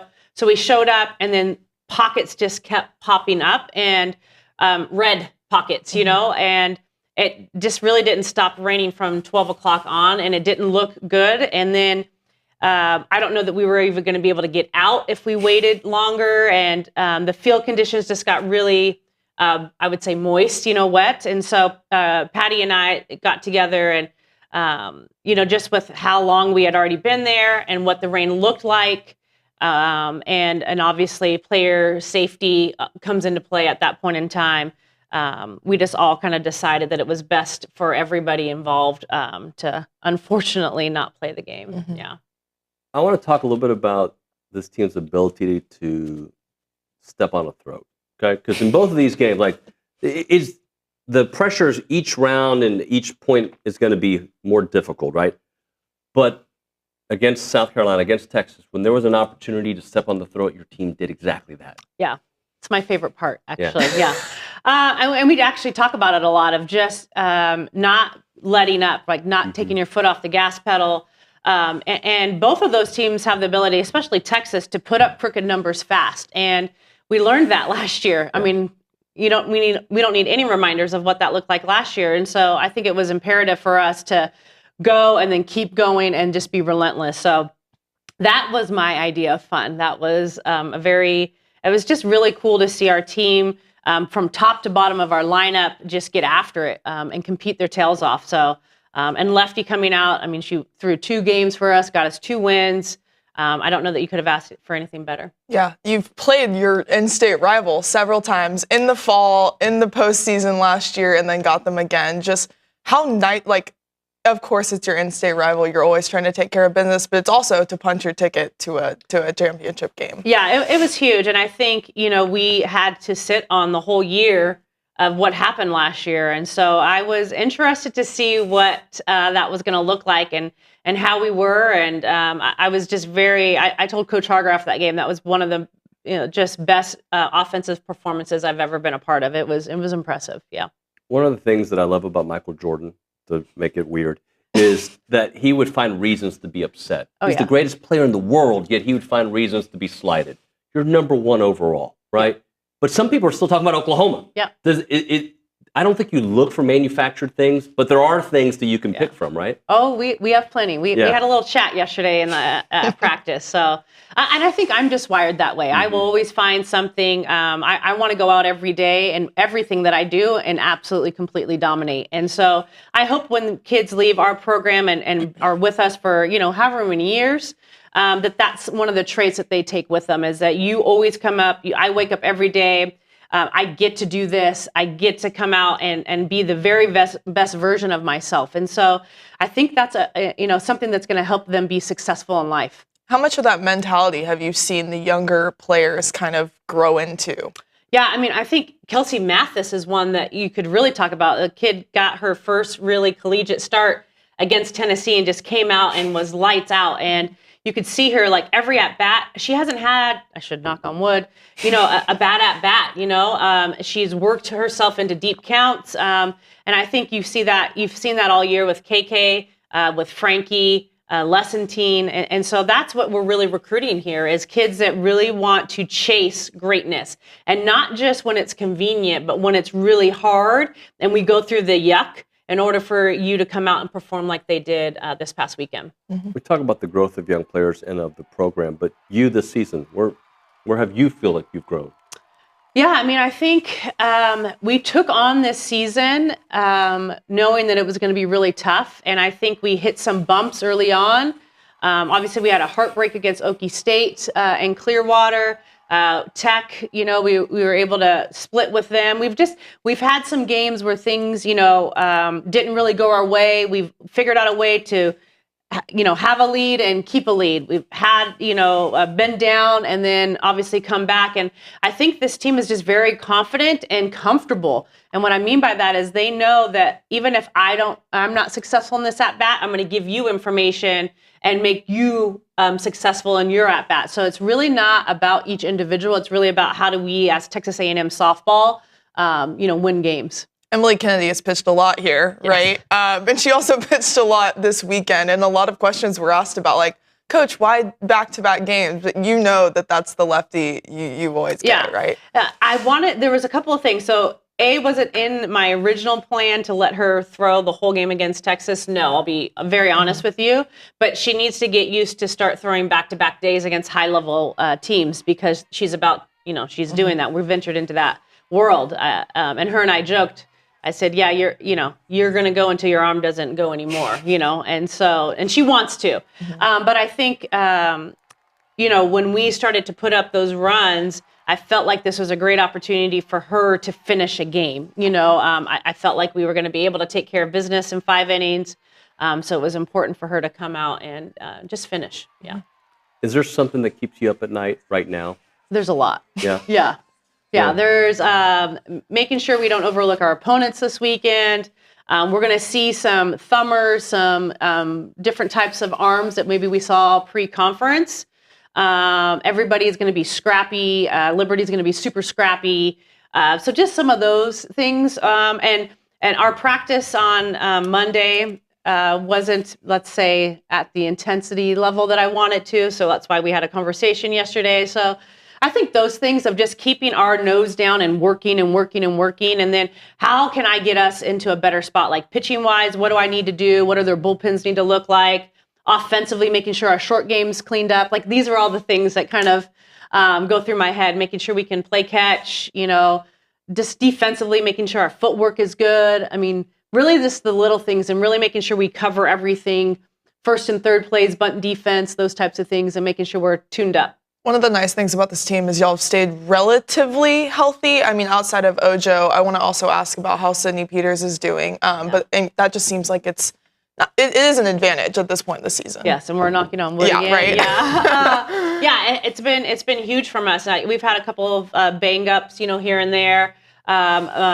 Peters threw live against our squad yesterday. It was just fun to see her out there, to see her smile. She was really excited. Our girls were not really excited to see her 2,200 RPMs going up against her, but it was good for us. Her velo looked really good. Her spin looked really good. Probably got to hone in a little bit on a couple of things, but she looked really good. So I'm excited, and obviously if we can use her this weekend, we will. What does prep look like for your staff this week? Like what can you share about the way you go into the unknowns of new opponents? Yeah, so this week is actually kind of like a pre-conference series weekend. So you're going to prep for 3 teams. So last night I prepped obviously for St. Francis, or I should say Monday, and then I will prep for Liberty and then Marist. And so all of that will get done before end of day Thursday. What end of day is, could be 1 a.m., but end of working day. Thursday, and then Friday I will obviously spend all morning recapping, making sure everything's tidied up for St. Francis. Yeah. Amari Harper is quietly having a ridiculous season, crazy. Which I feel like half of the players we talk about are quietly having these crazy seasons. Just what can you say about her? And she's been so versatile. Yeah, she's been huge. I mean, she's been critical for us. I mean, she's played second base, she's played right field, she's played first base. And I think that's the thing about our program that I think maybe wasn't getting a whole lot of recognition, not from us here, but I would say across the nation, because they'll look at our stats and they're like, oh, nothing really stands out. And I'm like, okay, well, We had, tickets hit 800 in the SEC tournament this weekend. Yeah. KK, I think her OPS was well above 1, just wild. And so I just think from top to bottom, our team puts together weekends, and it might be you and I this weekend, and then it might be you and somebody else next weekend or the next game. And so I think that's what makes us so hard, because just when you think that okay, I got through Maya and Mac, oh, well then KK, Allie, Amari, it's just a nightmare. So that's been huge for us. Well, I want to go a little deeper to that, because I think that is how the whole season has gone. The veterans have stepped up when the veterans need to. Young players have been guys that you can trust and you can count on. And I feel like that's how you've built this team, this program. 100%. I mean, I haven't even mentioned this. KP hit a slap home run. Who does that? I was like, weight room. There we go, sister. But yeah, I mean, I think, you have veteran leadership. I think, Allie Enright talked about her a little bit this weekend, but people like Jazz Hill that came into our program last year, who had been with us previously, really starting to set that standard. Having Coco and Emily Kennedy stay and spend all 4 years here, I just think means a whole lot. Allie Enright, I know she transferred after her freshman year, but she's been integral for us and our success and been here for 3 years. So I think we have enough seniors, we have enough juniors, and then we have some freshmen that really have stepped up this year. One of the great things about being the #1 national seed is you get to sleep in your own bed. Yeah. Hopefully this weekend and next weekend. Just how much are you looking forward to hosting a regional and a super at Davis? Yeah. What I'm really most excited is for the 12th man. I feel like they deserve this. They've put in so much work and they've supported us, through thick and thin. And obviously when we took over this program, this is how I envisioned us being every single year. And that's what I want. And that's my, job as the leader of this program right now, of coming out here and putting together the best product, because we serve Texas A&M and we serve the 12th man. And so I'm excited. I think it's going to be rowdy. It's going to be electric, and we're going to get some wins out there. Okay. All right, let's close it out with something simple. Just bullet point. What do you need to see from your squad this weekend? Focus, execution, and one of the things that you'll hear that they're hearing from me is just because you can doesn't mean you should. And what I mean by that is we're going to face some arms that look a little different, and just because you can swing at that pitch or you doesn't mean you should. So just really making sure that we're coming back to our game plan, keeping the zone, what we need to do, and then pitching wise, executing and really being able to use all quadrants. Awesome stuff. Thank you. Thank you. Appreciate you, Trisha Ford, here in studio. We'll hit a break. We'll come back with a short one. Right now, if you're looking for a reason to move back to Aggie Land or already living in Aggie Land and need a great job, look at the Association of Former Students. They have openings from time to time in many different departments: fundraising, communication, sales.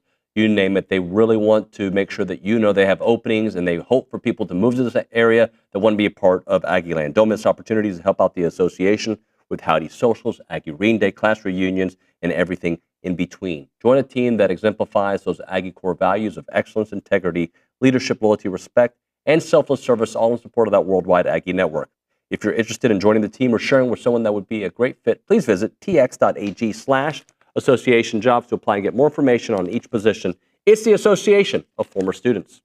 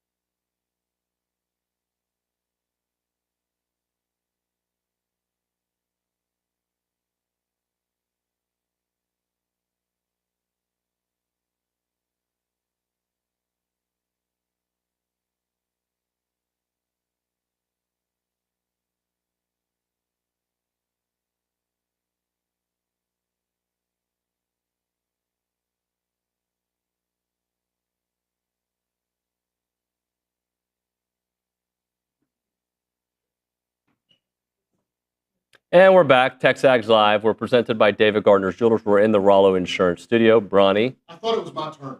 It's okay. Keep me off camera. You can always be on the air. I don't mind. We have a special guest. Hello. Sorry, Nick. I thought it was my turn. My voice really got weird there. Let's go to the Angry Elephant News and Social Center. Kaylee Dreyer. Yes. Am I on? I don't think you're on. Am Ronnie. I on, Nick? Oh.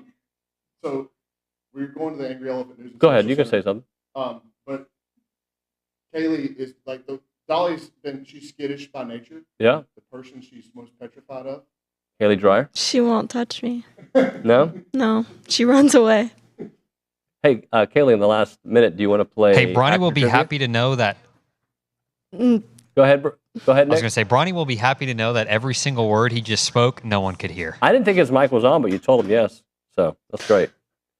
Anyway, actor trivia, or do you want to read a text? Go. Actor trivia. So you really don't know who Eddie Murphy is, I've heard of him. but you don't know what kind of movies he makes. No. I don't watch movies, guys. Robert De Niro. Can you name a movie he's No. I don't know actors. I don't know why I chose this. made? Whoopi Goldberg. Yeah. You know her because from that show. Yeah. The what? The View, right? Wow, surprising. Read us a text so we can get back on the. I just have a quick note about track and field. Yeah. Last year in the SEC championship, the men placed third and the women placed fourth in the outdoor SEC championship. And then this weekend on Thursday begins this year's. So good luck to them. Can you name a movie Tom Cruise has been in? No. Top Gun. Did you not see the new Top Gun? Yes. Yes. Sylvester Stallone. A movie Mission he's been in. Impossible. Don't know. You don't know a movie Sylvester Stallone's been Guys. in? Are you serious? Hey, yo, Adrian. No? We'll be back.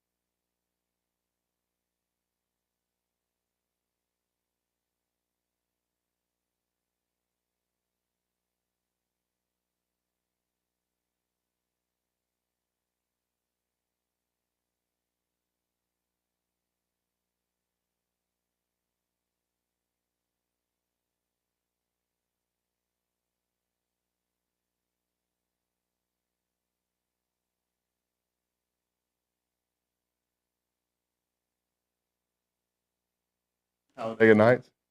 Just found out that Oprah Winfrey's a singer. And was in a group with Celine Dion. Yeah, the fabulous Winfreys. The things you learn from the youth these days. Wow. TexAgs Live, presented by David Gardner's Jewelers, Rollo Insurance Studio. Ryan Brauninger is in studio. And Dolly. Dolly Brauninger. Hi, Dolly. She's going to chill here with Dad, I think. I didn't want to leave her we have a very crowded production room today. And she's a little skittish. It takes her just a little bit to warm up to everybody. So she got one sniff of Nick Savage's butt and ran. And so I figured I'd bring her in here with me. And I don't think you had to go descriptive there. Well, that's just what happened outside. Nick's not afraid. I mean, Nick is supreme ownership, Nick. Extreme ownership. Extreme and supreme. My good friend Jocko. And so whenever you say something that's truthful about Nick, he doesn't run from it. He ain't scared. Supreme, extreme ownership. You know I said extreme ownership, right? Yes. Why? Because that's a Jocko book. Yeah, it's a book. Yeah. I knew it was. I don't read. I can't read. Yeah, I love reading. So it's a talking point. You know, it's funny. I can't read, but I can write. Isn't that funny? Yeah. I can't do either. Right now it's Recruiting Country, presented by American Momentum Bank. American Momentum Bank, the only privately owned, headquartered in Bryan-College Station. They have committed to helping our community prosper by offering you a wide array of personal and business banking solutions specifically designed to help build financial success with confidence and momentum on your side. So where do we begin today, Bronny? Because you want to do a game? Well, I didn't want to do it. It's okay. Yeah, we'll kind of a game. But it's audience just something. There's nothing. Sure, we can do audience participation, and if they have questions that will help fill this segment. What I was saying is, there's nothing earth-shattering going on in recruiting. If you read my long-form article yesterday, I mentioned that. Like, if you're waiting for some big waves on the A&M recruiting trail, you probably just need to go on a beach vacation to get those waves, because it's just nothing happening here throughout the remainder of May. You know, the coaches are on the road seeing players throughout the state, throughout the country, assistant coaches, and they're just not in a huge hurry to press the gas pedal until June starts, when they have camps, which we've talked so much about, and then those official visits start that first weekend of June. So that's when you're going to see some real momentum, and we'll have stuff to talk about. Right now, like Cade and Jason have been on the road, pounding the pavement and going and seeing kids in person, but there's not a lot for us to report on right now. So what I thought would be good for this segment of Recruiting Country would be to just talk about how me and you would build a high school recruiting class in this current atmosphere of recruiting. So does that include how you tackle the portal?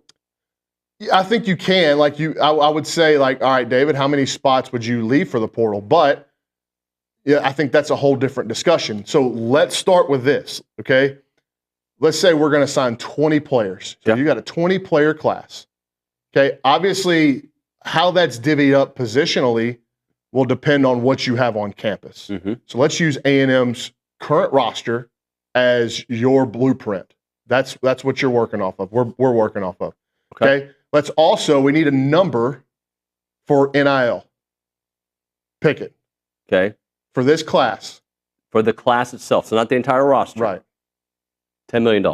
Okay. Is that I would say it's probably a little less. $8 million? Let's just work off of that. The entire roster is going to cost you, was it $21.5 million? $21.5 million, yeah. So it's maybe $6 million carved out for the freshmen. It may still be a little bit steep if you're just going by. Because don't you have to overpay for freshmen, though? So that's why this is an interesting exercise, right? So, all right, let's just say $5 million. Okay, $5 million it is. 6 is probably closer. But I would say that let's work 6. $6 million. Yeah, and that'll give us a little bit more wiggle room. Okay. How much do you pay your quarterback? Okay, so you got Marcel. You got a whole group, right? Yeah. And these are not real. I want to preface this, like, we're not using like what's really happening. This is just how we would build it. And this is for the 26 class, correct? Yes. Okay. Yeah. I mean, I don't even know how to base it. I'm going to say $1 million for your quarterback. I don't disagree. But do you see, like, even with the first position, the most important position, we are already struggling with how it's going to look.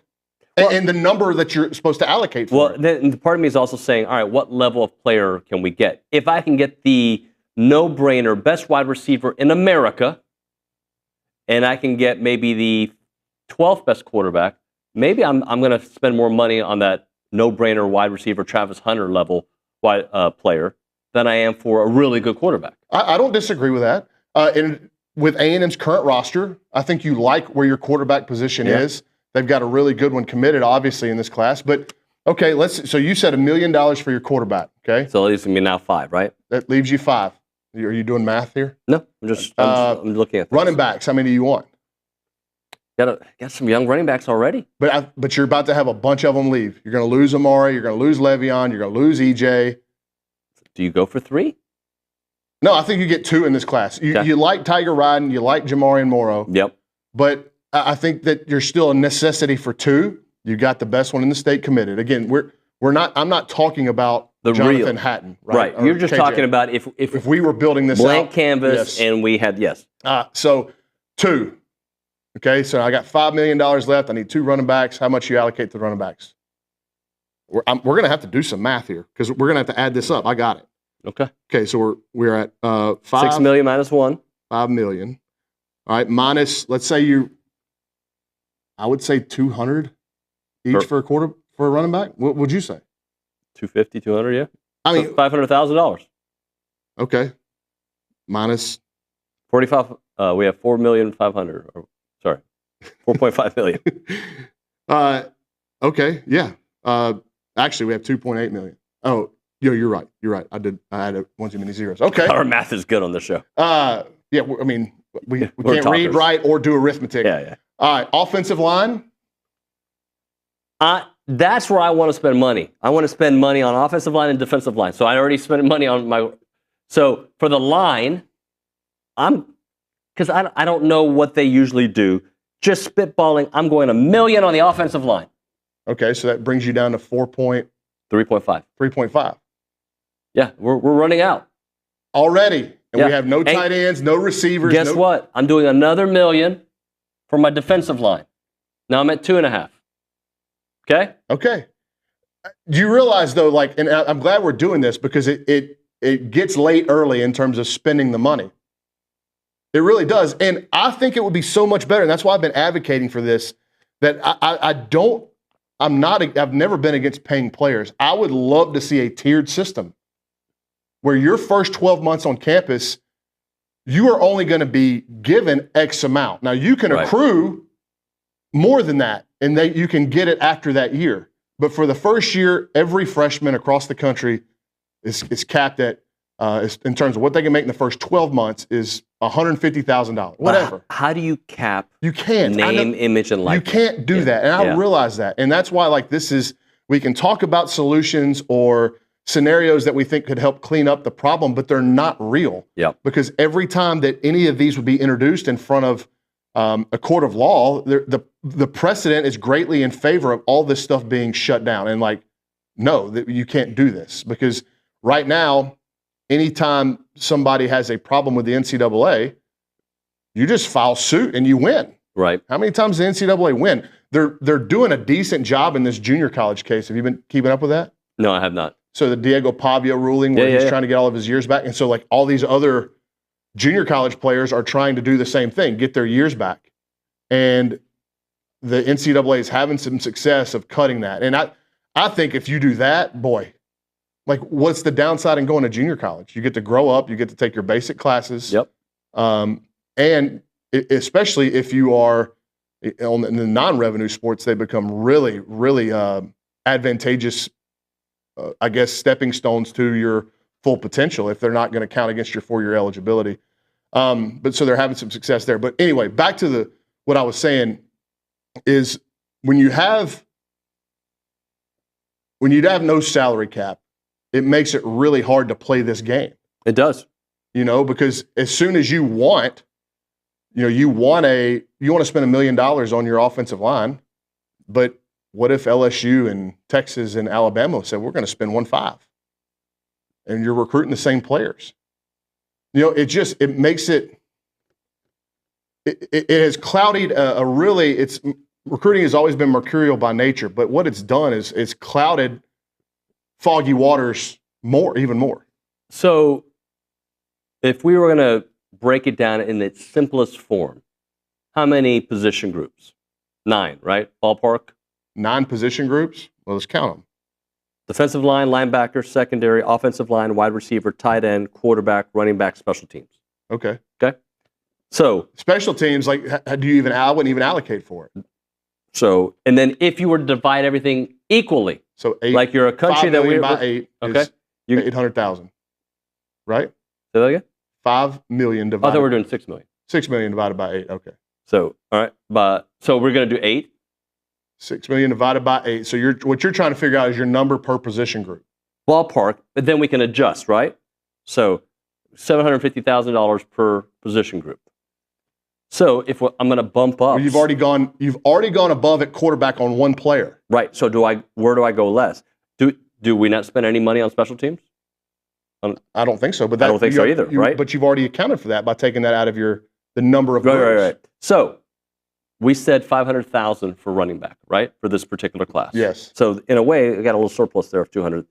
We got $1 million for quarterback. We've got $1 million for defensive line, $1 million for offensive line. So that's what about receiver? Receiver, another $1 million. You're running out of money. Yeah. So you're going to play. Okay, tight end. There's some margin probably there. You take one. They're looking at 2, and I think you may need to because Theo graduates. Then you have upperclassmen in Berkshire and Mike O'Reilly. I'd have to go back and dig on who's got what left in terms of, but I think they're both multi-year. Like they can be here for multiple years. So I guess you have Chiati. I guess my point is I would do like an Excel spreadsheet because I'm a nerd, and I do each position group 750 across, right? And then, but I know I need $1 million. Where am I going to take that? And I would go down the line. So, okay, we'll go tight end. 250, 200? 250. 250. Yeah. Okay, so now we are at what? But your surplus, I guess you're close to that. And some of these I'm going to have to go lower, right? Yeah. Now I'm going to have to realize. Linebacker? Then I'm going to have to, exactly. And then I'm going to have to realize, well, what's the most important thing? I've got to get this quarterback because I think this quarterback, well, then that's a no-brainer. I'm keeping $1 million here. Defensive line, I can probably get away with 750. I can get away with 500 because I'd like to have all 3 of these dudes come, but I'm going to have to take 2 of them because I need a linebacker in this class. And look, these are all pie-in-the-sky scenarios that do not include David Nuño and Christian and Cruz Nuño are my 3-man defensive line haul. And a week before signing day, Christian Nuño says, hey, Texas just offered to double my NIL. He's not getting dinner that night. Oh, sorry. Nice to know that's how that works in your house. That's how it works. But you know what I'm saying? It's like, okay, now we have to make a decision. Do we overpay because we are so far down the line with this kid? Well, that's when I hope that I have friends in the community where I go, hey, you'd like to go to 1770 have a little dinner? Hey, you know what? We could really get this player. I know that this is the amount of money you can give, but I think he'll make a big difference. How about another 500? Right. I get it. Yeah. But I think what we're doing is we're uncovering what these coaches have to go through on the daily, on the weekly with this stuff. And as long as, and even if the House settlement goes through and it's, $21.5 million allocated from the university, you're still going to have people go outside of that because like you said, how do you kind of control name, image, and likeness? Now, if they go through this Deloitte clearinghouse, I think that is, you're adding more red tape and bureaucracy to it, but I don't know that that's always helpful. Yeah, I would, if I had time to do this, like not spitball on the air, I would prioritize. I would then look at the value. I would assign a value. We'd have some kind of system where we assign a value to a player, and then we have to decide. And then that position group guy has to go out on a limb and explain to me why we need to go above or why we need to take money elsewhere. But doesn't it lend more credence to the importance of the evaluation, not just the player? Yeah. But what do they want out of this thing? Is this family driven by NIL? Do they not ever talk about it? Do you think they're talking about it differently to other schools than they're talking about it to you? All that stuff comes into play. And I hate even talking about that because I used to have, I guess it was a blissful, I guess not a blissful, but like a willing ignorance to, hey, these are innocent kids. Yep. And now that's kind of gone. I hate that. And I do think there's a lot of these kids are trying to make the best decision they can, but they're just given so much more that if you throw a bunch of money at 17, 18-year-olds, what would you have done? What would I have done? I don't know. You just hope that the people advising them. But I know what I would tell my children. Like, I know how I raise my kids, and I know my kids are not blessed enough to get these kind of NIL deals, at least yet, right? But I know that, like, you better pick a place where the path to play, with a coach that inspires you, with an education that matters, where there are other kids in that program that have flourished, that other kids in that program like the situation. Those are all scenarios. I talked about my kids that are trying to play college soccer. These are conversations we have daily. Yep. And if it becomes about the bottom line, then that's not the place for you. Yes, I want you to make as much money as possible. Of course, who wouldn't? But let's take a look at what it looks like 3 years from now, 5 years from now. Like, what does the adult version of Christian and Cruz look like? Sure. And I completely understand that line of thinking, but there's also this, we don't know, like, your earning power is maybe never higher than it is right now. Yeah. And so you got to take full advantage of that too. So, like, I see both sides of this. I tend to think that I would do the same thing with my kids. Like, hey, first of all, you can talk all you want to about NIL. You know who gets paid the most money? The guys that play the best. So you better keep the main thing the main thing.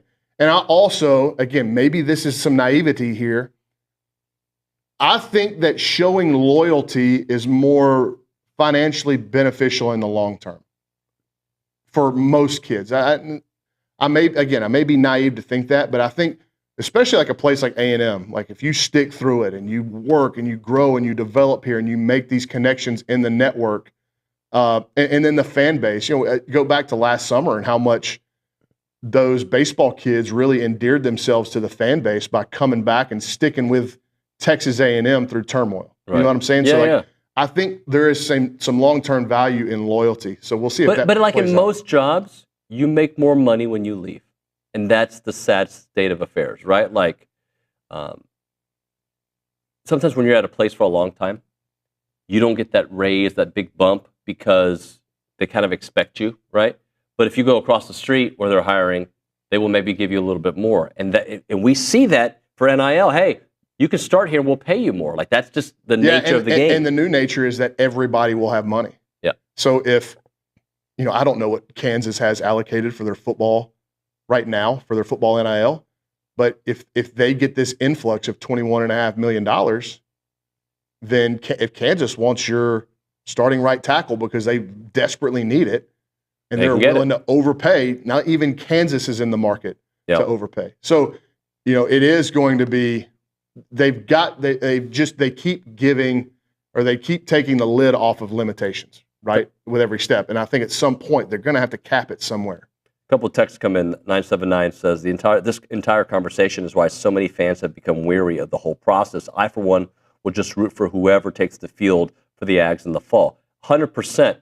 But back to a conversation I was having yesterday with I don't have any issue with that text or them feeling that way, but we have to cover it. Yeah. So, like, what I'm trying to present is the challenge is not only us covering it, but more so the people that are having to make decisions on rosters and roster management, how difficult those are right now. John in Cyprus says, who cares about what you're going to pay a starting quarterback? People want to know what a gymnast is making, especially a specialist on the parallel bars. Is that like a Livy Dunn joke? Maybe. I think maybe I'm going to read it like as in people are okay spending whatever they want in football, but maybe not all sports are equal kind of thing in this NIL world. The world's not fair, man. Like, of course, different people are going to get paid.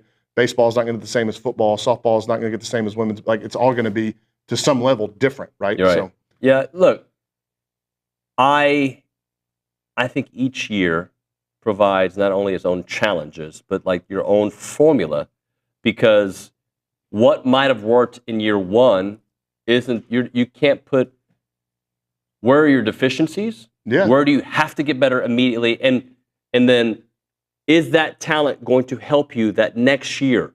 Or is it a longer project? Because if it's a longer project, it's kind of always a moving target, right? Right. You know, and as soon as you settle in and think, okay, this is how it's going to be done, and this is how we are going to attack this, either new legislation comes out or a curveball thrown your way from inside your locker room or inside your recruiting class. Yeah. Let's hit a break. We can continue this on the other side. Right now, though, we will talk a little advertisement time because that's what I do. Caldwell Country Chevrolet, Highway 21 in Caldwell, online, CaldwellCountryChevrolet.com. If you're looking for a selection that won't break the bank, it's Caldwell Country Chevrolet. They're stocking up on all these great new vehicles. In today's fast-paced world, Caldwell Country Chevrolet brings that car buying experience right to your fingertips. You can browse their constantly updated inventory online where amazing deals change month to month. You can find that perfect match, calculate your trade-in value, and even start that financing process all from the comfort of your home or even your vehicle, whatever it may be. When you shop with them, just know you're supporting a business that gives back to this community. If you're ready to experience the difference, make that short drive and discover what many in this area have already discovered, that Caldwell Country Chevrolet is second to none. We're talking about a 15-minute drive from the edge of Bryan to the beginnings of Caldwell. Short conversation away, but you'll see the difference when you step on the lot and you do business with the great people at Caldwell Country Chevrolet. Highway 21 in Caldwell. Online, CaldwellCountryChevrolet.com.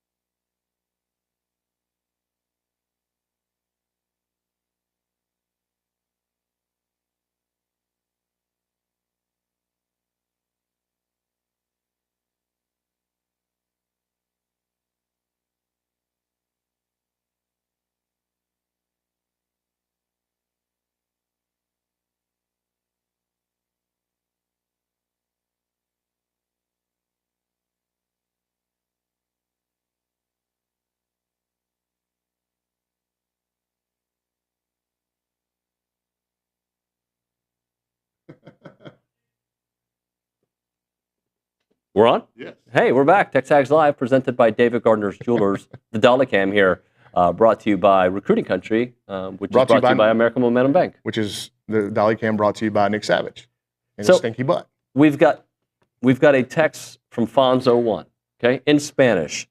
Maybe we can tag team this text. Kaylee, you want to start us off with the easy words? Why did you should have said, hey, Kaylee, can we read this text from Fonzo? I can't. I can read Buenos Dias, Nuño. There you go. Buenos dias, Nuño. Quiero saber del señor Braunie. I want to know from Mr. Braunie. ¿Qué es lo que necesita nuestro equipo de béisbol en estos momentos? Fracaso y fin de la temporada. Enfocar descanso más práctica. Basically, what do we need to do at the end of the year to focus, turn this ridiculous season into somewhat of a success? I mean, they got to win games. They got to win a bunch of them in a short period of time. He's asking more practice. More... Yeah. I got the good gist of that. Okay. If you wouldn't have gone to, what did Billy call you the other day? What was the name he used? He called me Lou Diamond Phillips. Yeah. Not part of the Latino community, by the way. Not part of our meetings. But you went into like luchador, wrestler, cutting a promo. Sábado Gigante. Or like you're selling something at halftime of a soccer game in South America. That's how you. Well, also, I think sometimes when I speak Spanish on broadcast, it comes across way more gringo than when I go into. Yeah. Well, why do you do that? I don't know why. It just happens. Yo quiero hablar. See, I like to be fake. You know what it sounds like? The T-Mobile. Sometimes because I watch some stuff in Spanish and I have Tejano music. Yeah. And I'll watch the videos on YouTube. So sometimes I'll get ads in Spanish. And the T-Mobile voice guy on the Spanish version of the T-Mobile commercial. It's the same guy. As you. He looks like me, or he sounds like you. Oh, he does? Yeah. Oh, he must be really good at what he does. So, back to the question. They got to win games, and that's it. It doesn't matter how they happen. I do think that they can. It's hard to it's hard to be any worse than they were on offense this past weekend. But I do think they can have success against the Georgia pitching staff that likes to throw a lot of fastballs. They throw them really hard, but they like to throw a lot of fastballs, and that ballpark is built for offensive success. So I do think the bats can wake up a little bit, but I mean, even if you go there and win the series and your winning series resume looks awesome, and then your series loss resume looks, bad. Really bad. What do you say to those who are like, I mean, this is one of the most expensive rosters in college baseball, and this is what you got. And there's still, yes, this series against Georgia and the SEC tournament. I get all that. But at the end of the day, it's hard for me to take a step back and be like, all right, I see where we're going. No, especially after last weekend, right? Yeah. And it was easy to see that and say that going into the Missouri series, and then that blew it up with all sorts of dynamite. Yeah, it's just crazy to me that they can trend so much in the right direction for 5 weeks and then just completely revert back to the Alabama and Vanderbilt series. And I said this on Monday. To me, the Vanderbilt series was the low watermark. That was the worst this team had looked. And then this past weekend took the cake by a million miles. And so, yeah, you were going into a lot of, the postseason with a lot of hope and momentum, and now you don't even look like you're going to the postseason. And the opposite of hope and momentum has happened amongst the fan base. And so you hope that it hasn't permeated the clubhouse, because they've got one more shot left at this deal to make all those wrongs right. But the wiggle room is non-existent. Like you lose another game, you're going to have to win 2 or 3 in Hoover. If you lose one of these to Georgia, much less if you lose the series, then you probably got to go win the tournament. Offensively, yeah, they won the LSU series, right? But this is now 3 straight series where the offense, and I know you've taken on elite pitching. I recognize you didn't last weekend. Last week you took on a staff that had a 9 ERA, right? And what's happened? I do think, it's just the way they rolled over after the 9th inning on Friday. And the offensive effort you got on Saturday and Sunday was bewildering. And I don't think they're taught. Do you think these kids are taught to make those 2-strike swing decisions? Do you think that's what they were? There's no way. So they clearly got outside of themselves, and you can, spin your head 30 different directions trying to figure out why, and I have, and I do think that they went into the weekend with no thoughts of hitting homers, and then they started hitting homers, and then once they got out of that really well-drilled plan of like, get your pitch, hit it hard, don't worry about, you can't overswing because even if you mishit it on a north wind day, it's not going out. And then the ball starts going out of the yard, and for whatever reason, I think it shows a sign of a lack of maturity for sure in the lineup. But that seemed to be what flipped everything, was the mindset, hey, we can hit homers. Let's go try to hit homers. And that it never works that way. Yeah, I sometimes foresee that nightmare when it comes to Aggie sports. I might have foreseen the Missouri sweep just because I was laughing at myself, like this would be the worst case scenario. But this season, there's no part of this that if you would have told me in February, no part I would have believed it. I mean, Nothing. I could have believed that they had some real bumps in the road, right? Because there were some questions about the back end of the bullpen going into the season, but you felt like coming off the fall that you had some answers, and there just hasn't been many answers.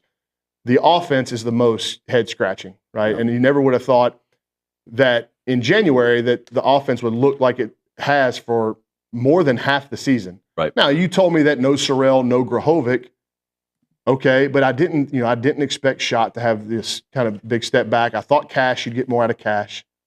So there's just been a lot of like, man, I don't know.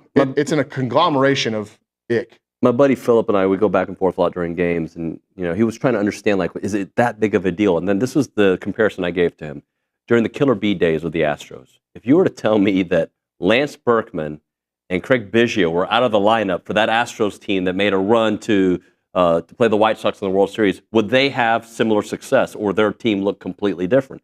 The reality is, it would look completely different. And those are professional teams that have much deeper rosters than, obviously, than college teams. But yeah, look. But the message this year hasn't been received the way I thought it would. No question. And they have not responded well in totality to those early season injuries. They just haven't. They had a 4-week high of offense where you're like, I mean, at one point they were averaging like 12 runs a game, and you're like, all right, this is it. This is what we're going to see the rest of the season. They get knocked down a peg by a really good Texas pitching staff. And then obviously the LSU starters, the more you kind of listen to people talk around college baseball and talking to professional scouts, I think LSU's got the best 1-2 punch in the country.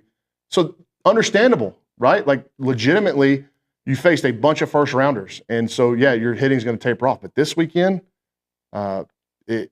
mind-numbing how it gets there. My Astros comparison actually included Billy Wagner too, because not that Josh Stewart is Billy Wagner, but I'm saying your starting closer. It would have, Stewie would have obviously provided a lot more help on the back end of games, and who knows how depth, that, who knows how that kind of manifests in terms of wins and losses. Thank you, Bronny. Yep. Daily Company Time, family-owned and licensed insurance business. They offer HVAC, electrical, plumbing, and generator services. That's available 24/7. When it comes to HVAC, they have the thermostat repairs, refrigerant leaks, furnace failures, and seasonal tune-ups. Plumbing-wise, they can take care of your leak repairs, clogged drains, heater installation, and maintenance to keep those pipes in top shape. Electrical wiring, outlet repairs, upgrades for safety efficiency, and of course, they offer generators, repair, maintenance, installation to prepare for preparedness for power outages. They serve College Station, Houston, and Austin. They have upfront pricing and no surprises. You can call them up to get more information. 979-260-2020. That's 979-260-2020, or visit them online at godaily.com to experience the daily difference. Is go, DAILEY.com, the daily difference.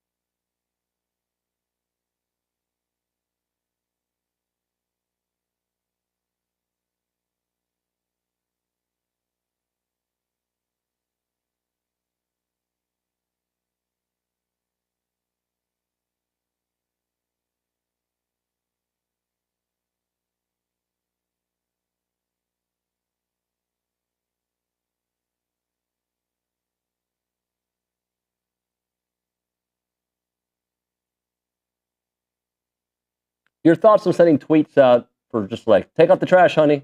Just little things like that. It's just something that came up during the break. It's TexAgs Live. We're presented by David Gardner's Jewelers Rollo Insurance Studio. We're going to continue talking some Aggie baseball, as difficult as it may be. We go to the Buffy's Catering Hotline. We're talking to Kendall Rogers, D1 Baseball. Kendall, good morning, buddy. Well, I would say, how's it going? But I think I know how it's going on the baseball front. On the softball side, things are great, Kendall. They couldn't be better, actually. Hopefully they finish this way. But on the baseball side, man, this is where I have a hard time. Because what happened this weekend, to me, actually, this one weekend shouldn't color the entire season, but it does, because they made me believe, after not making me believe, right? I started off with this, what is happening? To then I start believing because they're beating really good teams. But then the last two series losses, to me, you cannot have. I'm sorry. I know the Texas series was tight and they had a chance. You don't lose that series. You don't lose the Missouri series, and they've lost them both. Yeah, I mean, I'm okay with the Texas series loss. I mean, you lost those games by one run in each game. I mean, that can happen on the road. But I mean, those two series aren't comparable. I mean, if you look at the Missouri series, I would have said after the first 2 or 3 innings, A&M hit already 4 home runs against Missouri. You're thinking, boy, they're just going to blow these guys out of the water. Well, then all of a sudden, after the first game, it's almost unexplainable, kind of what happened over the rest of the weekend in that series. But I mean, to get out hit by Missouri of all teams, 38-11 in a weekend series. That's ugly. And I think the other thing for me that really probably surprised me more than anything is, you would have thought after Friday that, A&M would come out on Saturday and Sunday just breathing fire. We're the aggressor. We're going to blow these guys out of the water, prove that was an aberration. Instead, I mean, as crazy as it sounds, Missouri looked like the better baseball team the rest of the weekend. And so I think if you're A&M, I mean, that requires a lot of self-reflection. And again, I don't want to disrespect Missouri, but I mean, do you know how bad you have to play and how lifeless you have to be to get swept by Missouri at home with the way that team has been this year? It's kind of hard to do. It's impossible to do. And frankly, I look at that series and it's probably, for me, the most surprising series loss for a team in probably the last, 7 or 8 years. You could have put money on that series and made thousands upon thousands of dollars if you'd had bet Missouri. That's how unlikely it was. Talking to Kendall Rogers here on TexAgs Live. So right now, Kendall, the math isn't mathing. This team, if they win this series, I guess they get the 13 wins. Are they in? If they swept Georgia, which sounds ridiculous after getting swept by Missouri, but just in your eyes, how do they get in? Yeah, I mean, I think you're going to have to win 2 in Athens and probably 1 or 2 in the tournament. I do think there is a pathway that if they swept Georgia, that they don't have to win a game in Hoover. I probably still want to win 1 just to be careful. I mean, here's the thing. People, I saw some people in Texas going, well, I thought everybody said the number was 13 wins. Yeah, the number was 13 wins when you did get swept by Missouri. I think the math does change a little bit when you get swept by a team that bad. And so I do think if they can get to 14 wins, I think they're in. But I mean, they've got to get 4 wins to get to that 14-win mark. So it would start by winning the Georgia series. If you don't win the Georgia series, I've had people ask me that. If you do not win the Georgia series, we'll say you win 1 to get to 11 wins. I think they're going to have to win the SEC tournament, or at least get to the final day of that tournament to have a chance to get in. So that's the scenarios. Either lose the series, get to the final day of the tournament to get in, win 2 out of 3, probably win 1 or 2 in the tournament, sweep Georgia, and you're probably looking at, you want to win 1 to be sure, but, you've at least put yourself in that territory. But, I mean, let's rewind a little bit. The fact that we're even going through all these scenarios, quite frankly, is mind-blowing. So, Kendall, future impact. A&M doesn't make the postseason. What does it mean for the near future? I mean, I would think there'd be a change made. I mean, whether it's fair or not, and I have a great deal of respect for Mike. I think he inherited a situation that is, I've told people this. If you don't get to Omaha with his team, the year is considered a failure. That's the facts here. With that said, you also inherited a team that is supremely talented. It's guys that have, well, we thought coming into the season had leaders abound, and there's zero reason why this team should be either not making the postseason or crawling their way to the postseason. So I think for Trev Alvers, you've got to look at this situation and go, okay, we have the ability to reset immediately, and you might lose a couple of players in the transfer portal, things like that, but we have an ability to immediately reset the landscape of coaching right now. You're in a lot better position right now than you were a year ago. A year ago, I mean, we were a week away from the transfer portal closing. So A&M did not have much time to make a move last year, which I don't think anybody would disagree with what they did with early last year. But I think as you look at A&M right now, you have the ability to go out and go navigate and try to get a Brian O'Connor again. You can probably get Rob Vaughn. I would be very shocked if you can't get a guy like Rob Vaughn or a Brian O'Connor type didn't work out. So you're in a position now where you have a lot of flexibility. You have an ability to press the reset button and basically just start over from scratch without just totally depleting your roster. So I just feel like if they do not make the postseason, I think I would be very surprised if Texas A&M did not make a coaching change. If they get to the postseason, all bets are off because, Nuño, the crazy thing about this team is I think if they can get to the postseason and that pressure is all gone, I mean, I think they're going to end up in Omaha. That is how insane the two separate potential results are with this club. Isn't that ridiculous that hey, you get to Omaha, we expect you to go. You get to the postseason, we expect you to go to Omaha. You don't get to the postseason, we can expect you to make a change. That's what comes with the expectations of following up a team that was an inning away from maybe being a national champion. I will say this, as someone who has covered several games at Bluebell this year, I do think it helps this team to get away from Bluebell because of their slow start. It's their fault. I mean, they're the team that started out slow, but because of their slow start, it feels like every series at home this year it feels on edge. It feels like, the Sunday game at LSU, they won the game, but if you were in that ballpark that day, you kind of felt like if they don't win this, we may not make the postseason. So there's a lot of angst in the crowd. And so I think them getting away from home this weekend will help. You would think it would help. And then in the postseason, they're obviously going to have to do it on the road, which, by the way, you're playing the underdog role on the road. You're in someone else's ballpark. Again, a lot of that pressure is gone. And so I do think that they can just get in. They could go on a big-time run, very similar to Florida last year. Let's not forget, Florida had to win the series over Georgia in Athens the final weekend of the regular season last year to make the NCAA tournament or to even have a chance. What did Florida do? They whipped up on them pretty good in Athens. So it could definitely happen. But, just overall, if you're A&M, you've got to have higher expectations. You cannot look at this season and go, yeah, we're okay with this standard. And, if we don't make the postseason, let's go into year two. By the way, you're probably still losing some players in the portal. People kind of forget about that. They just assume that nobody's going in the portal if the staff stays together. I think we're going to find out that's not going to be the case.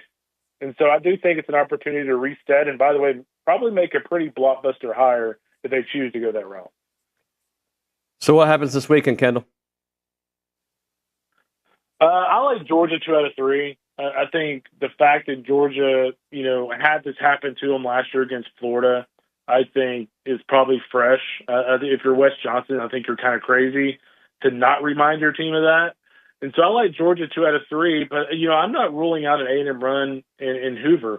I do think if you're Mike Early, let's just say A&M wins the first game and then loses the next 2 games.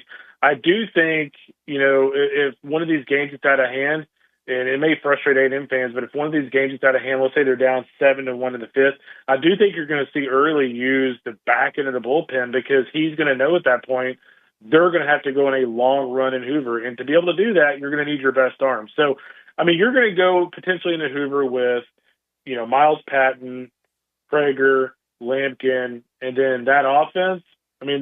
You'll take your chances. Kendall, we appreciate it, man. Thanks so much for your time. You got it, brother. Be good. All right, appreciate you. Well, we'll hit a break here. And before we do that, let's talk a little heritage films. Documentary films about families and family businesses and family ranches. Something is happening across America.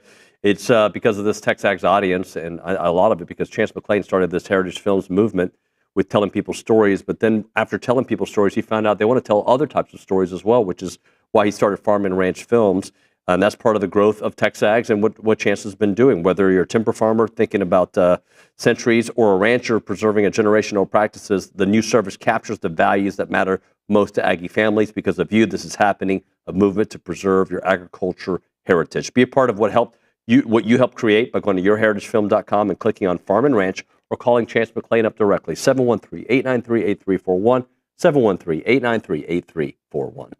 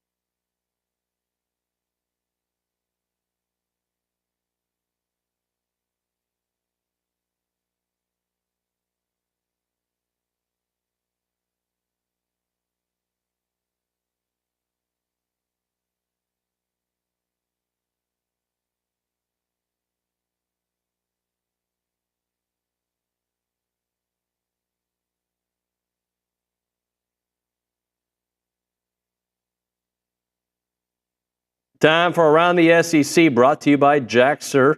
Jaxer is the ones to help you build your dream home on your lot. Let the Jaxer Group help you navigate the entire project from start to finish, making sure your home perfectly suits your lifestyle, your preference, and your budget to turn your dream home into reality. Visit them at jaxsir.com.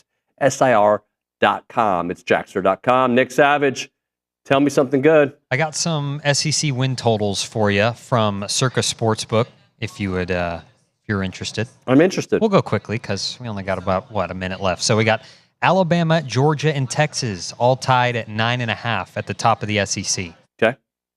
We got LSU, Ole Miss, Tennessee, 8.5 wins. Okay. A&M at 7.5. No, actually. We got Auburn and Texas A&M at 8. Okay. We got Florida, Missouri, South Carolina, all with 7.5. Oklahoma with 7. Arkansas, 5.5. Vanderbilt, 5.5. And the bottom dwellers, Kentucky with 4.5. And Mississippi State with 3.5 wins. Based on the information you have today, Bill, Nick, you buying 8? You're taking the over? Or Give the me the under? over. Give me the over. Are you being a super fan here, or you actually believe that? Give me the over. I'm being for real. For real, Nick. I swear. Okay. I'm not there yet. I'm not. I'd like to be. Wow. I'm not there yet. Okay. Yeah, I'm not there yet. I'd like to be. I just look at that. Every year it's its own story, right? And I look at that schedule. I'm like, God. I mean, yeah, they won on the road last year, but they still struggled on the road last year. They're playing their hard games on the road last year. They've got some teams coming to town that if they are what they were last year, yeah, you should be able to. I think you should be able to beat Auburn. I think you're going to beat South Carolina, but thinking and doing are two different things. So that's why I struggle with that number. But I hope that as I evaluate more, I get to a better place. All right, that's going to do it for TexAgs Live on a Wednesday. Tomorrow on the program, Nick, do you know what we have? We got Aaron Torres. We got Stephen McGee. Fan show. Yep. Sorry about that, guys. We're going to have the fan show guys as well. All right, that's going to do it for TexAgs. See ya mañana.